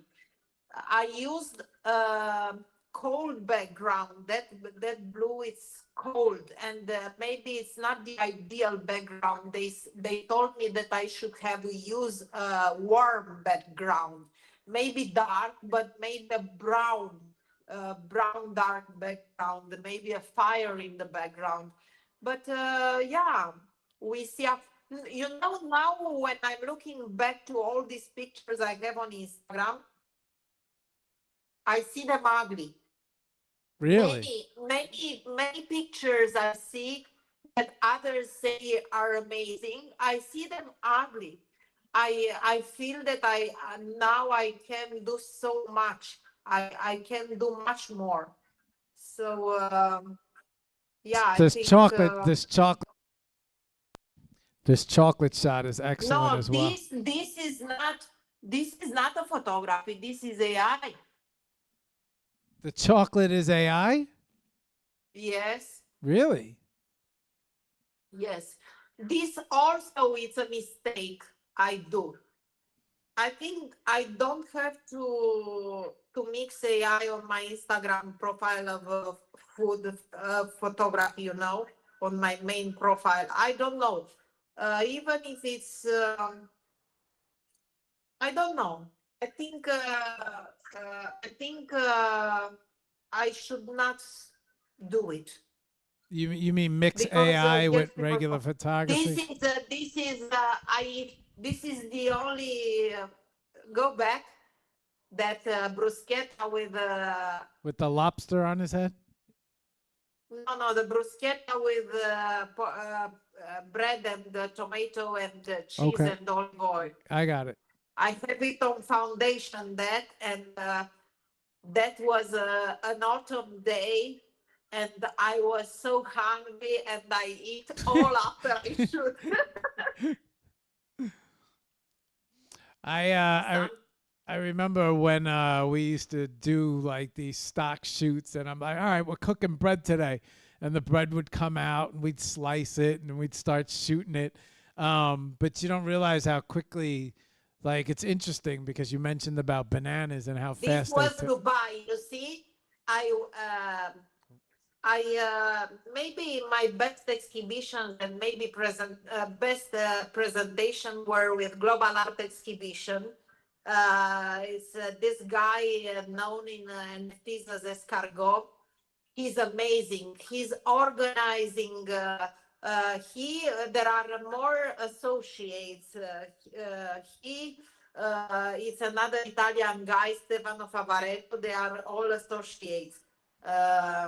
And Le Paratect from Germany, they are associates and they organize these exhibitions. And we had the most beautiful things organized by them. This is in Sharjah, Dubai, at the House of Wisdom in Sharjah. And it was an amazing exhibition. I was displayed on the same screen on FoodMaster. Imagine what an honor. Antonius, oh my God, if he ever hear me, I send you so many blessings. It was amazing. Sharjah was amazing, an amazing trip. How they treated us, how what they offered. It was beautiful, and they organized 4 or 5, and the last one it was last year in the end of November in Italy, North Italy, in a castle. It was amazing, amazing. Oh my God, I missed that, and a lot of OGs were there, creators, and I was speaking with the creators 2 days ago about that. It was amazing. And I want to repeat, I love this kind of experience. I don't like the the NFT event like a raw exhibition and that's it. I love when friends go together, eat together, stay together, have fun together, and this is very beautiful. Not only the NFT exhibition. So I hope this will happen in the future too. Again. What when you're do you ever get are these just shots that you focus on, or do like restaurants see your work and they're like, hey, what's up, we want you to come in and shoot something for us? Or do you like prefer to take the Yeah. food back to your to your studio, or do you ever shoot on scene? Like, what do I you? What, had many situations, Mark. I think I did everything. I had the food they brought here in my studio. I remember I have some this I took in a restaurant. Imagine I was with my husband to dinner and I took that wine on the table of the restaurant. um, I had many situations. They brought me, even from Tuscany, they brought me olive oil here to shoot products, a lot of products. Other times I go to shoot on their locations. I was in restaurants, I was in kitchens, I was in restaurants outside, inside. I shoot everywhere. I shoot everywhere, and I don't know if on Instagram I have something. No, I have to share more. The last one was here on the lake at one friend restaurant. I shoot. They have tables on the beach, outside during the summer, and we took photos of the. This what you watch is. In Rome, in Piazza del Popolo, it was that a kind of projection, of the art on the from above, in the middle of the square in Piazza del Popolo, and that was me with 10 kilograms more than now, dancing on my art. it's nice to see your art on display. You want to talk? Yeah, that is. It was a collaboration with Vatican City. It was religious art. I made some angels footage. The Food Ape Society, was that inspired by the Bored Ape collection? No, it's not part of Board Ape. It's a project. If you go on my site, corinadanielaobertas.it, Okay. it's presented in the under menu NFT. I speak about the collection, and it's not part of Board Ape. It's one of my projects. It's unfortunately started with the left with some unfortunate situation, but now anyway is on Mint, and I have a curation now. It's the second tweet or the third tweet on my timeline in Twitter. I made a curation on object where I invited all the artists to submit Christmas art, and I collected also a lot. A lot of people collect from it, and at the end of the year, on 31, I will have a giveaway, and I will give. I, uh, I will make a giveaway for the collectors of that curation, and I will give 3 Food Aid Society NFTs. The minting price is 0.04 ETH for each one. And I will give this 3 Food Aid Society and 50 pesos. I will have 4 prizes. So go and collect from that collection. It's a lot of beautiful Christmas art, a lot of artists. Because last year I was able to make an exhibition, an IRL exhibition here in Rome, in downtown. It was a beautiful IRL exhibition. I exhibited 120 artists, and we had a parallel collection of objects. If you go on my collections, it's the Night of the Phoenix collection, had a lot of sales, and it was beautiful. So this year I didn't have the occasion to have a physical exhibition, but I did this curation, and I love. It's a lot of fun.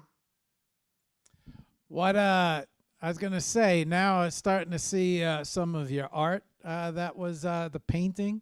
Do you still paint today? This is my I was in Venice this year for my birthday. This is the hotel where we stayed. But do you still paint, or are you strictly photography? Yes, I still paint. I Oh, still okay, paint. okay. I will show you. Look, my last Oh, we collaboration got with Chun something. Li. Oh, look at this. Look Oh, at this. where's Chun? We need Chun. This she painted. She drew the Satan's claws, She would be very and proud I of this right added this now. small. I added small devils. I have it on. Yeah, if you can. These small devils, and I also animated with rock, but I didn't want to use the animation because the animation is AI. So this is the original. It's nicer. I love it. I think I will frame it. I'm trying to find her so I could tag her here to get her in here, but I can't. I forget what her screen name is. Um, I will show you my father. This is my father. Let me see if. oh, a little down, little down. Oh my God, it's a delay. Yeah, a little down. There you It's go. an old photo of my father. Yeah, when he was young. Oh, it's a delay. Why? Usually there's a 15, 20-second delay. Yeah.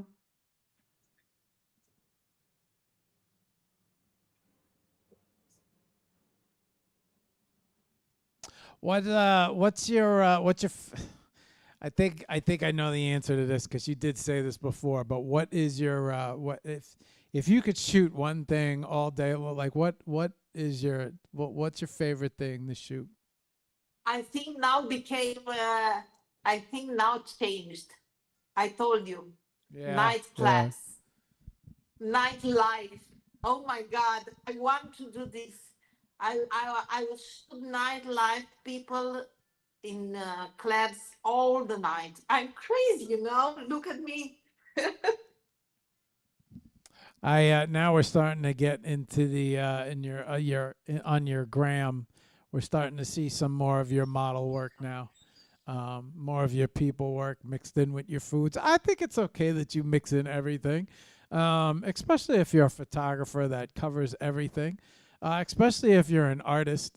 Let me ask you a question. When it comes to the food stuff and it comes to things like when you got to pour syrup on, or you got to pour something, or you got to splash something. This is not a real pour. This is AI pour. Ah, This is the shot I took. Is the real shot, but the oh, but you pour added is an AI AI liquid pour. effect. Oh, look at The that. liquid is AI. Yes, I applied it to my photography. The photography is real, and the pour is AI.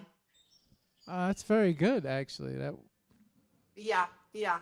I love to do this to combine my photography with AI because when you have to put stuff on social network, you know, to make some kind of advertising, this is this goes very well, you know, has impact.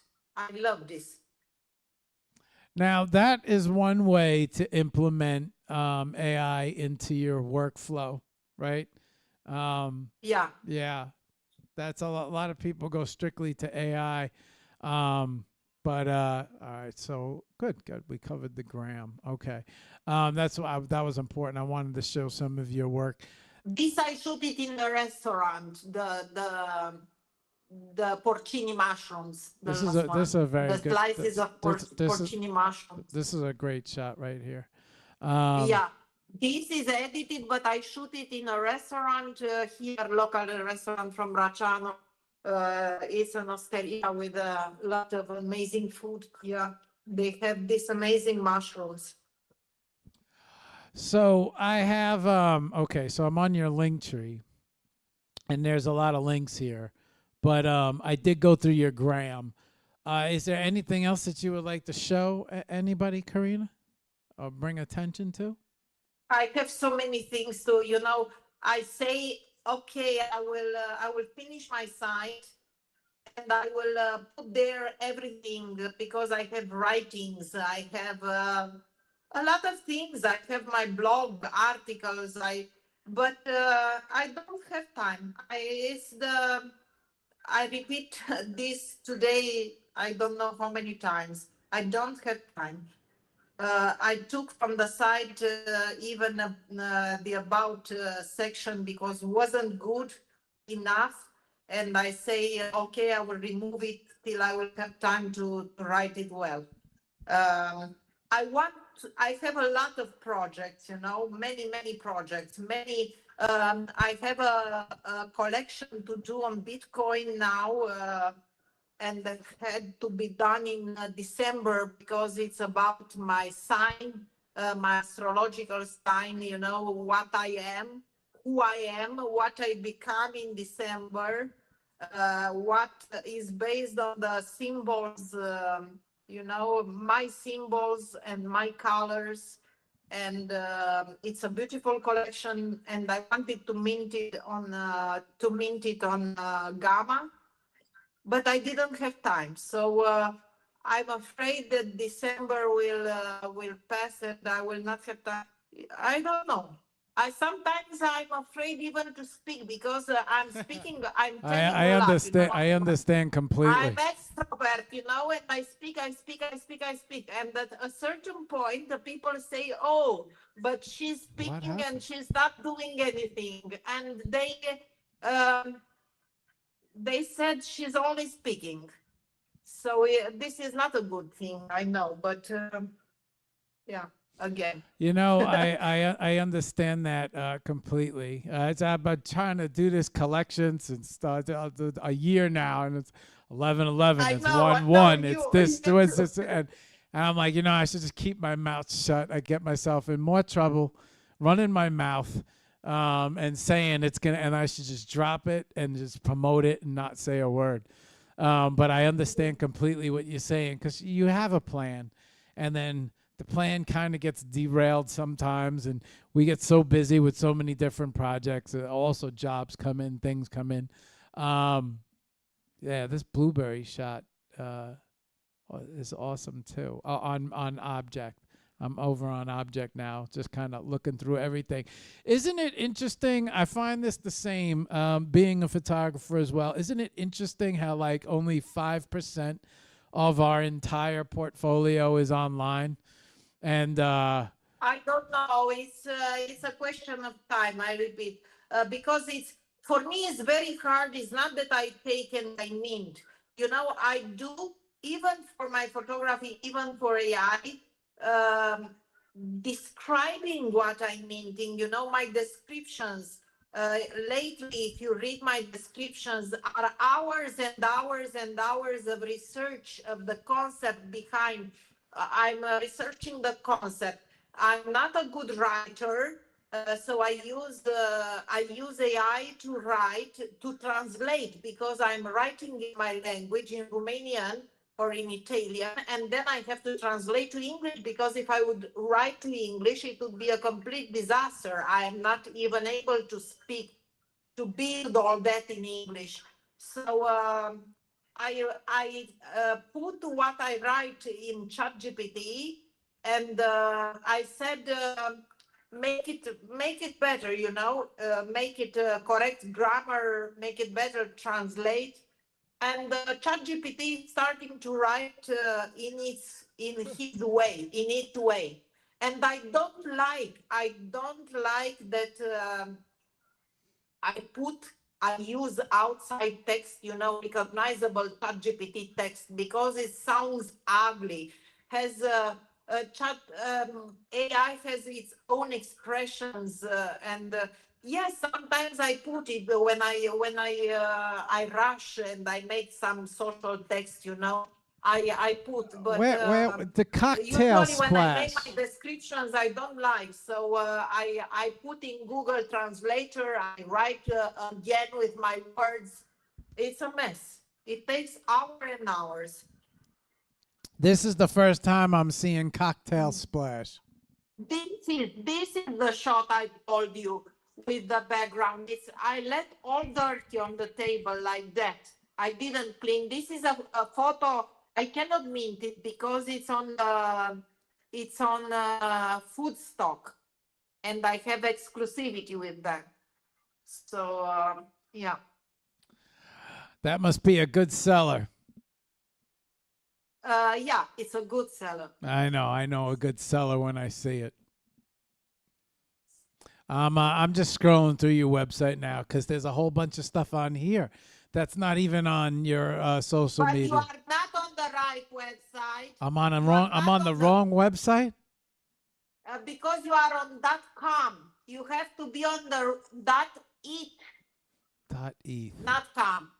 Corina Daniela Obertas .it. Is there a IT from Italy. okay?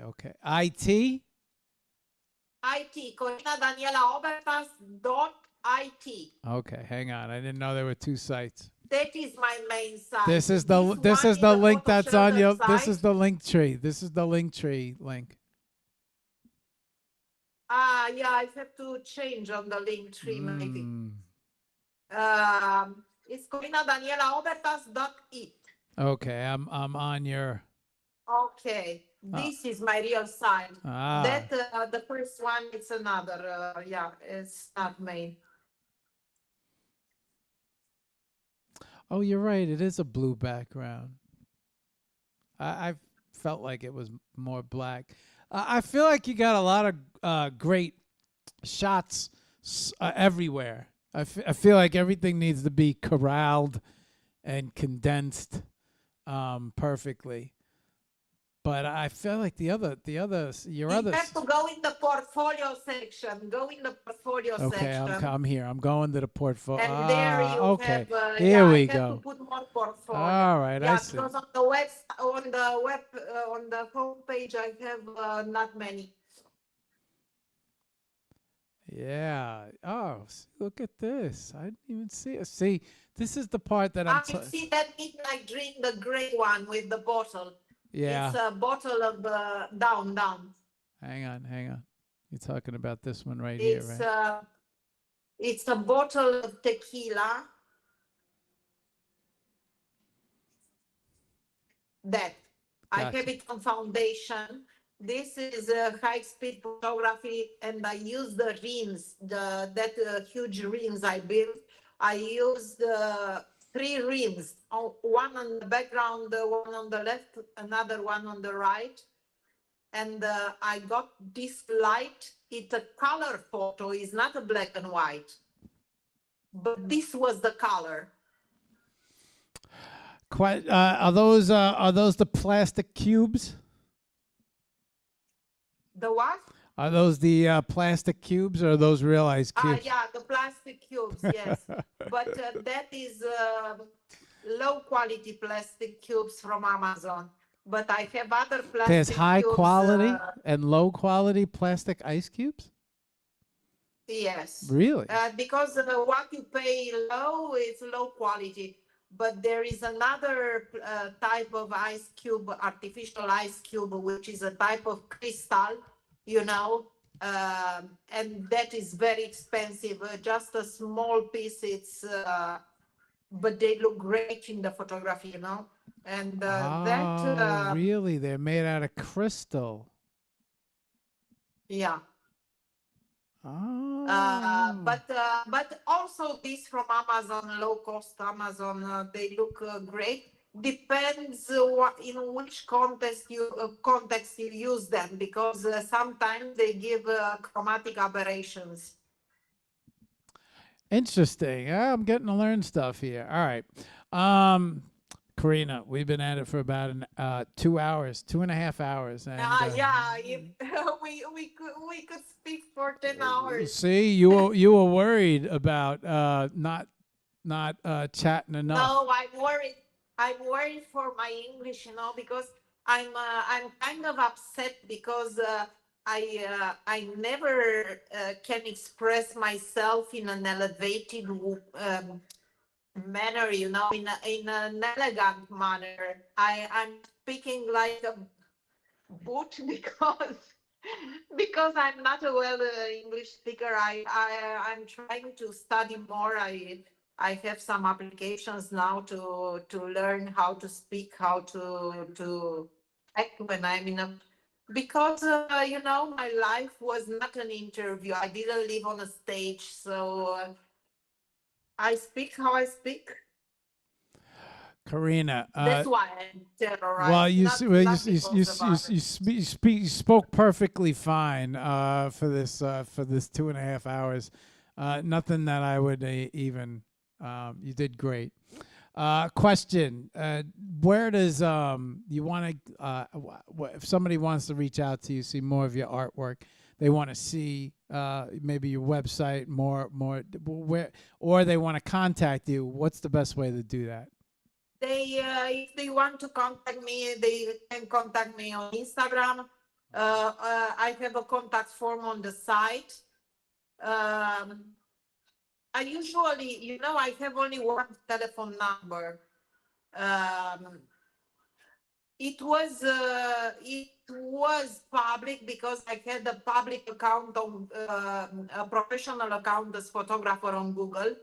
I removed it because I received a lot of calls. I have to make another number only for work. This was a mistake because I'm receiving a lot of phone calls from Oh marketers, yeah, and right. it's kind of crazy. A lot of people call me, and yeah, that's why I don't give a fuck. But I will maybe if I will have one day, if I will have a studio in a street, it's my aim. I don't know if I avoid that because it costs a lot of money and it's not for me now. But maybe I will have a fixed telephone number. Um, I don't like to be, disturbed too much during the nighttime, and yeah, I have to. But they can contact me on Instagram. They can contact me through my form, to my contact form on the site, and Okay. Give me a second just to do this real quick. All right, guys. So this is her Instagram right here, and on her Instagram is her link tree. This is her link tree right here. Let me I bring have it. to put my hands on my link tree too because it's chaotical. You I don't want to speak anymore. you still have your clubhouse link on your link tree. Yeah. I put it because I think it's active. is Clubhouse is is active. Clubhouse still active? I think yes. I Really? think it's active. Oh, Yes. I don't know. I wasn't there since a lot of time, but last time it was about half year ago when I updated this link tree and it was active okay. Maybe it because I is. put it there. Yes. All right, so this is her link tree right here, where you can find her X, her Instagram, her Spotify, also her Discord, LinkedIn. LinkedIn. I don't. The most rapid way to find me is Instagram. Gotcha. DM me on Instagram because there I find. On Twitter, I have so many groups, and It Twitter, gets a little confusing in the yeah. yeah. Okay, But on so Instagram, I find immediately my DMs. all right, so we have her Instagram. This is her Instagram. Do we want to show your other gram or just this one? You have you The other is yeah. If you click, it's Corina Obertas art. okay. It's Corina Obertas art or Corina dot Obertas art. It's Dot art. Yeah. how I make. It's I have a red. Okay, so this Red. yeah. So Yeah, this one. This one. Yeah. which the other one is the one your main But one that's here, I wanted to start making this new account. I wanted to start from 5 years ago. And I put the first post in chronological, order. But then I added the last two, which are from the present. gotcha. I uh, Okay, I so uh, I have to complete this one. Yeah, I have to remove all the stuff from the main one and put it here. and yeah, I So, to have more followers here. got you. Okay, so the other one is this is more for your food work. Yeah, maybe the moment is better to follow me on the main one, because on the main one I'm trying to be more active, and I find my DMs, and Okay. So this is I have many followers. Yeah. so guys, this is where you want to follow her. This is where you want to contact her right here, which is Instagram, and then this is her link tree. I'm just gonna bring up her X real quick. This is her X. And then also we have her main site. And then on her main site, it also has a contact form. Okay, good. Good. Okay, excellent. All right, Corina, hang I on. wanted to show you. I want to show my cat to the people, but my cat is crazy. Wait, Go if ahead. I Go get them. don't know, I'm gonna open you up. I can. I'm gonna open you up big screen so you could show everyone. Eccolo. Oh,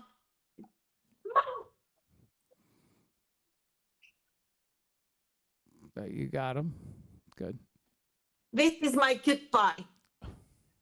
Shit. Oh, I see somebody is up. Oh, go ahead. Introduce him. Corina, I'm going to let my dog out real quick. Hang on 1 second. My friend is up. It needs to go He to doesn't want to say. He doesn't like to say. Oh my gosh. No. Okay. He doesn't like.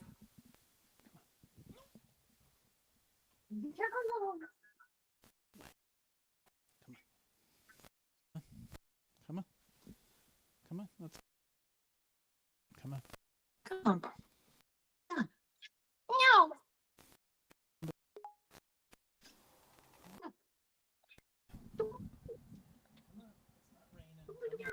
There you go. I got you. Okay.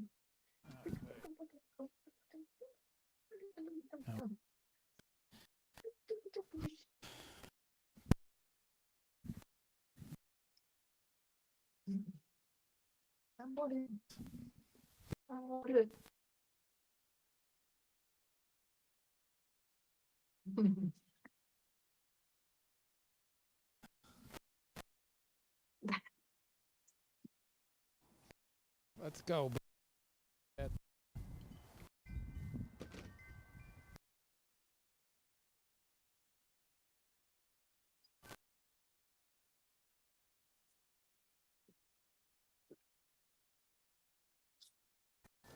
Come on. I'll be watching. Where he is? All right. Thank you. Somebody just woke up. My friend, she is 17 and a half. And she is stubborn, but all right, where were we? Oh, we're getting back on track. Hang on, let me switch back this camera. Very good. I got to keep an eye on her. And I was wondering when my friend would wake up. My friend just woke up. Okay. Okay. All right, Corina. A chance to All right. look over everything. Check out your art, check out your photography. Not only that, but I learned that you're a painter as well. And I got a chance to see a lot of different art and different work. I also know that there's some more art and more photography that we haven't seen, but pretty good overall, look at all of your photography skills and get to know you as well. Before we say goodbye to everybody, we start wrapping it up. I was just curious. We always a couple questions before you leave, which is inspiration, right? Maybe you could possibly leave everybody with some words of inspiration and thought, maybe for other photographers out there. And I do have another question for you, but I'll let you answer that one first. My inspiration, I always, I think, I know my purpose is to show others the beauty behind the ordinary things, because I believe that even in the most ugly things, you know, that we consider ugly, there is beauty if you know how to look for it, you know. And my purpose in art is to show the beauty behind everything, the beauty of life, the beauty uh, of our hearts, you know, because um we cannot say that persons are ugly or beautiful. We all have a shadow. We are made of shadows and light, and you know, depends what is if we have more shadows or more lights. But anyway, we are a mix, and um, this is my main purpose. And as inspiration, I'm a lot inspired by quantum physics, consciousness, universe. I believe in these things, in parallel lives, in past lives, in many things. I listen a lot of music. I'm practically uh, with Spotify open 24 of 24. So how much I live, let's say, and not sleep. And yeah, I didn't hear the music in the background. I didn't hear nothing. You played it in the end, or I had it in the beginning of the show, but I cut it because I didn't want to keep. okay. We're gonna have commercials running. Okay, My okay. Spotify is playing. I'm listening. I'm listening a lot of meditation music, a lot of classical music. I love my favorite, but yeah, it's becoming a bit of cliche because I always say I like Chopin. I like Chopin. I'm like gazebo, you know. I like Chopin, but Chopin, yes, I was last year. I think. I was beating all the records because I was listening almost only Chopin. But I love all the classical music. I'm listening a lot of classical music, and not only classical music. I love everything. I'm a very, very, very, very romantic one. Sometimes, you know, uh, other person don't like because they said no, she's too romantic, she too. But I love romantic music and I love romantic movies, and I'm very inspired. I love Barbara Streisand. Is the love of my life, and Mina, the Italian singer. Oh, yeah, I'm listening a lot of music from 60s, 70s, 80s, oldies. I love oldies. And I love movies, film, cinema, a lot of music from movies. I'm listening a lot of music, a lot. I let you a piece in WhatsApp if you want to share it in the end of this interview. It's one of my favorite classic pieces, and it makes me dream to Venice. uh, yeah, I wanted to share. I always speak about it, you know, in all the interviews. I tell it many times in One Love Art Dao interviews. One of my most beautiful experiences was in Venice this year for my birthday. I was I wanted all my life. I wanted to go in the church where Vivaldi was teaching, you know, uh, was preparing some girls, you know, and he created there a kind of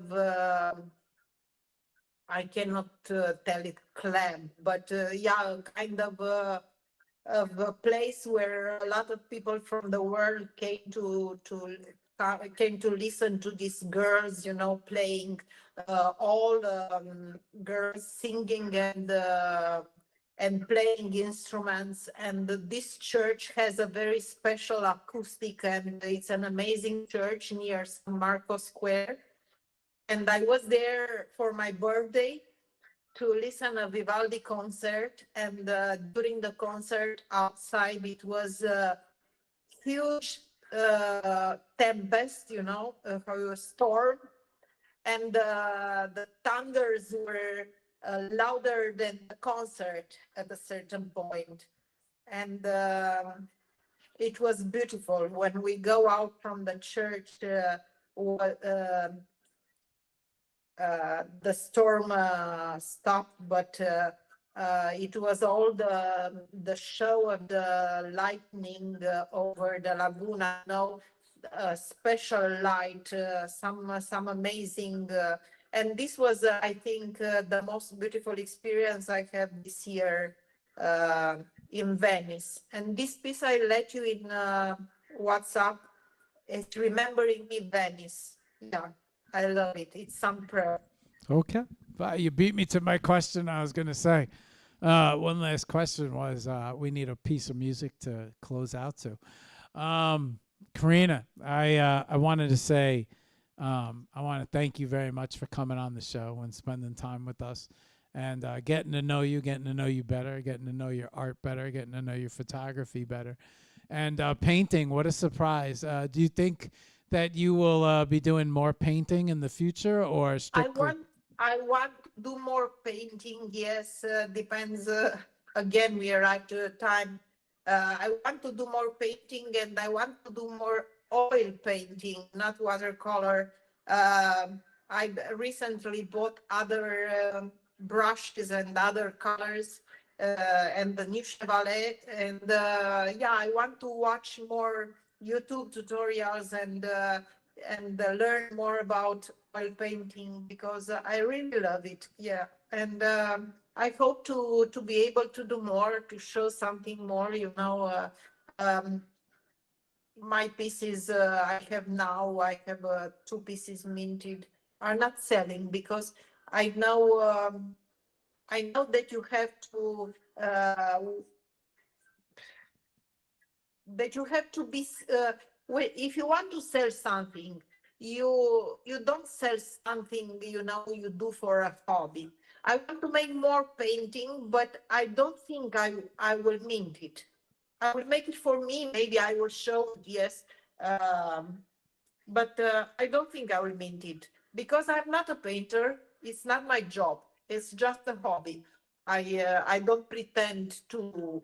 You know, when you sell something, you have to be professional. This is my opinion. So what I do better is photography and then AI. So I will go with these two, and maybe painting after 1 year, 2 years. I will, if I will become braver to paint, but till now will be only a hobby. So yeah, thank you so much for having me. Oh my God, thank you. You're welcome, Corina. And thanks everyone who watched me. We're gonna come back and thank everybody now. I'm going to close out the show, and give me 2 minutes to close out the show, and I will be right back. We'll say goodbye to everybody, and then we'll play the track. We'll play the music that you shared with us, and then we'll say goodnight. We'll say good night for some, good afternoon for others. But give me a second just to close out the show, Corina. Okay. All right. Okay, y'all. So that is you had a chance to meet Corina. And there we go. Okay, so what's up, guys? You had a chance to meet Corina, the FoodMaster, photographer, professional. Well, I tend to think that she takes very professional food photography shots, but not just that. A lot of other wonderful photography as well. Also a painter, and so pleasure to getting to know her for the last 2.5 hours. On that note, okay, so we had a couple no-shows on the show that we're going to work on. We'll see if we could get them back on later dates. I don't know. I don't have anything, but I know next week we have a show on Monday and Friday. And I think if I'm correctly, we might do our holiday show Wednesday. I'm not sure yet. We'll see. I'm working on that right now. But right now I'm focused on quite a few other things. Also, want to let everybody know on an update of the Best of the Best exhibition. We're looking to get those pieces printed right now. We're working on that. And once those pieces are printed, we'll get them matted and in acrylics. And then we will get them hung, and we will have ourselves an exhibition with the best of the best. I think we had 21 pieces. I think out of 21 pieces, we received 18 high res, and 3 images didn't come in. So we're just trying to figure out what to do with those 3 images right now. If we're gonna upscale them or print them or just leave them out. Not sure what to do with those, but I will keep you guys posted on that date of the exhibition when that's gonna happen. Most likely after the holidays. We're gonna. My big thing with the exhibition was I was trying to avoid all the holidays. And then we had Art Basel, and then we had, so I was trying to time it perfectly, but just due to the fact that we didn't have all the high-res images and we couldn't print, I thought it would be better if we avoided the holidays altogether. I think that would be the best idea because I don't want to conflict. People are probably more concerned about holidays and presents and family and dinners than they would be about going to an art exhibition, which is probably why the art world slows down in December and January. But most likely looking to do the exhibition probably the first week of January, second week of January. I think that's a safe date to give. So having said that, we're also still furiously. We're going to be working on that HOP auction show. So we're going to probably do a test run on that. And then we will do the auction also after the exhibition is over. On that note, we got 2 shows next week and possibly a holiday show. I'll keep you guys posted on that next week. But as of right now, I want to wish everybody a happy holiday season. I want to thank everybody for tuning in and enjoying the show. I want all you to have a great Friday. It's a good Friday. It's a good day for everybody to wake up and get out there and create some art. Have an awesome weekend as well. And also, don't forget TGIF at 1 p.m. We'll see everybody over on TGIF. On that note, we're going to come back to the show. We're going to bring up everybody. We're going to say goodbye to everybody. Let me bring Corina back one last time so she can say goodbye to everyone. Okay, Corina, you are back on screen, so just be aware. Okay, very good. Let me let's do our rounds and let's say hello to everybody. Let's say goodbye to everybody one more time. One more time. Well, I thank you so much. I thank you so much, Marc, and thanks everybody who watched. we're gonna thank them right now, Corina. Hang on one second. Facebook kind of quiet. Twitch, Cardi's hello there. Nice stream. You're doing well. Caradius. Thank you very Arc. I want to make sure I get this name right. Caradiars. All right. Caradiars. Thank you very much. Thank you for joining in on Twitch. Usually very quiet on Twitch, but nice to see you over here. Thank you for being part of the stream. Thank you for joining the show. Facebook kind of quiet. I think YouTube is kind of quiet. We'll go over to IG. Oh, very popular on IG. That makes sense why X is so quiet now. All right. Very popular on IG, Corina. All right, Mauricio. Mauricio, thank you for joining in. Hi, thank you for being part of the show. Maurizio, un grande abbraccio e buone feste. Spero che ci vediamo al più presto possibile. All right. Significance, thank you for joining in. Maurizio, he likes the blues. He likes the blues. Ukaswaka, good to see you. Thank you for joining in. Trish, Manka, 27. Zentangle Art Story. Good morning, Anna. Nice to see you. Thank you for joining. Thank you for tuning in. You Zapata. Dorothy. Pega. Good morning, Pega. Happy Friday. Logan. Thank you so much, guys. Thank you so much from all my heart. You know, it's mean the world for me. Logan Doorman. Cindy 00130.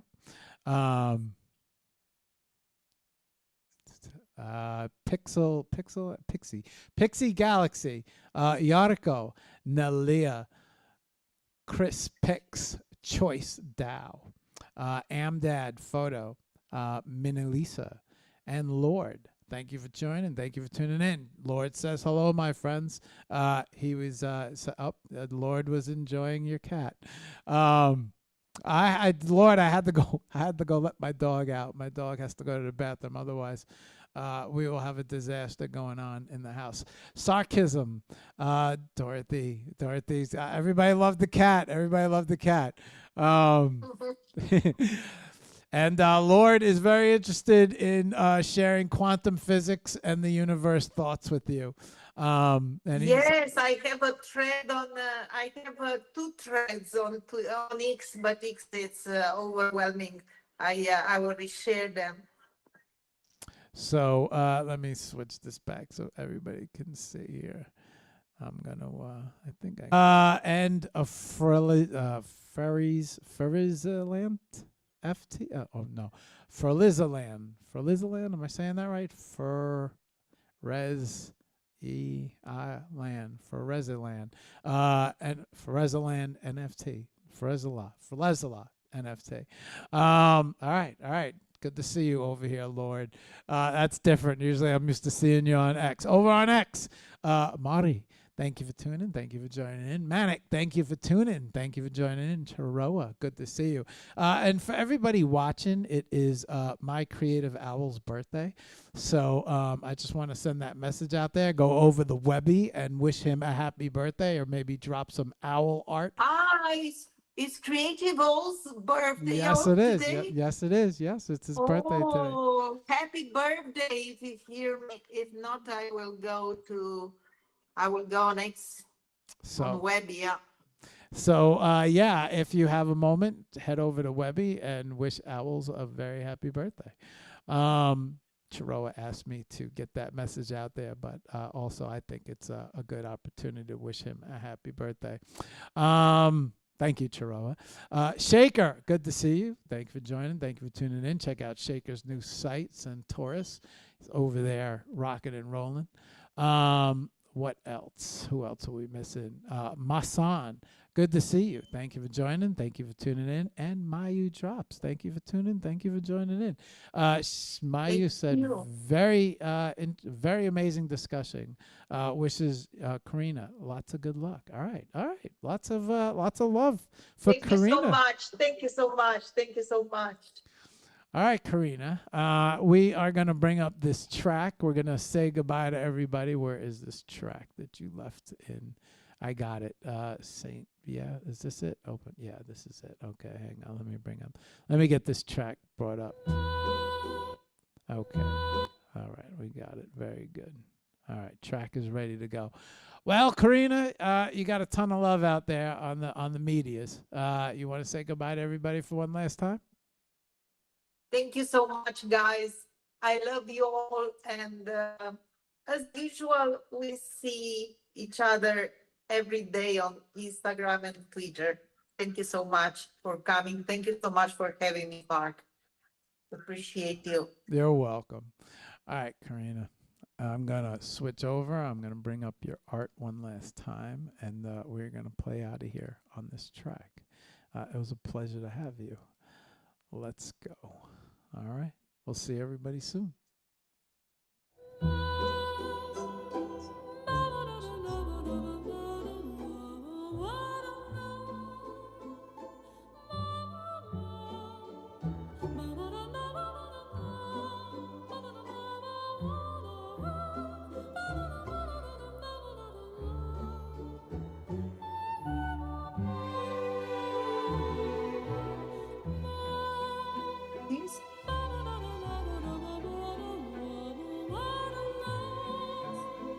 fun.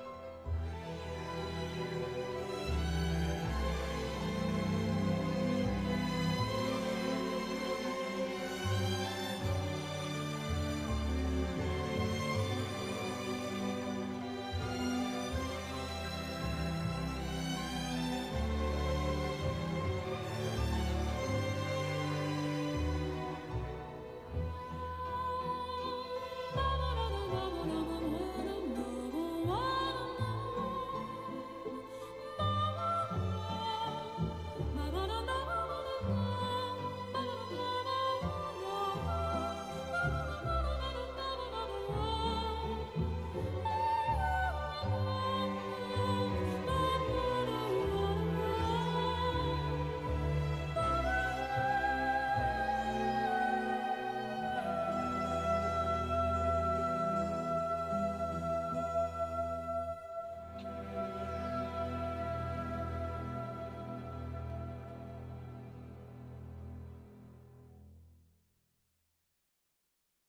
And that was a damn good show. I'll see everybody on the next one. Till then, peace.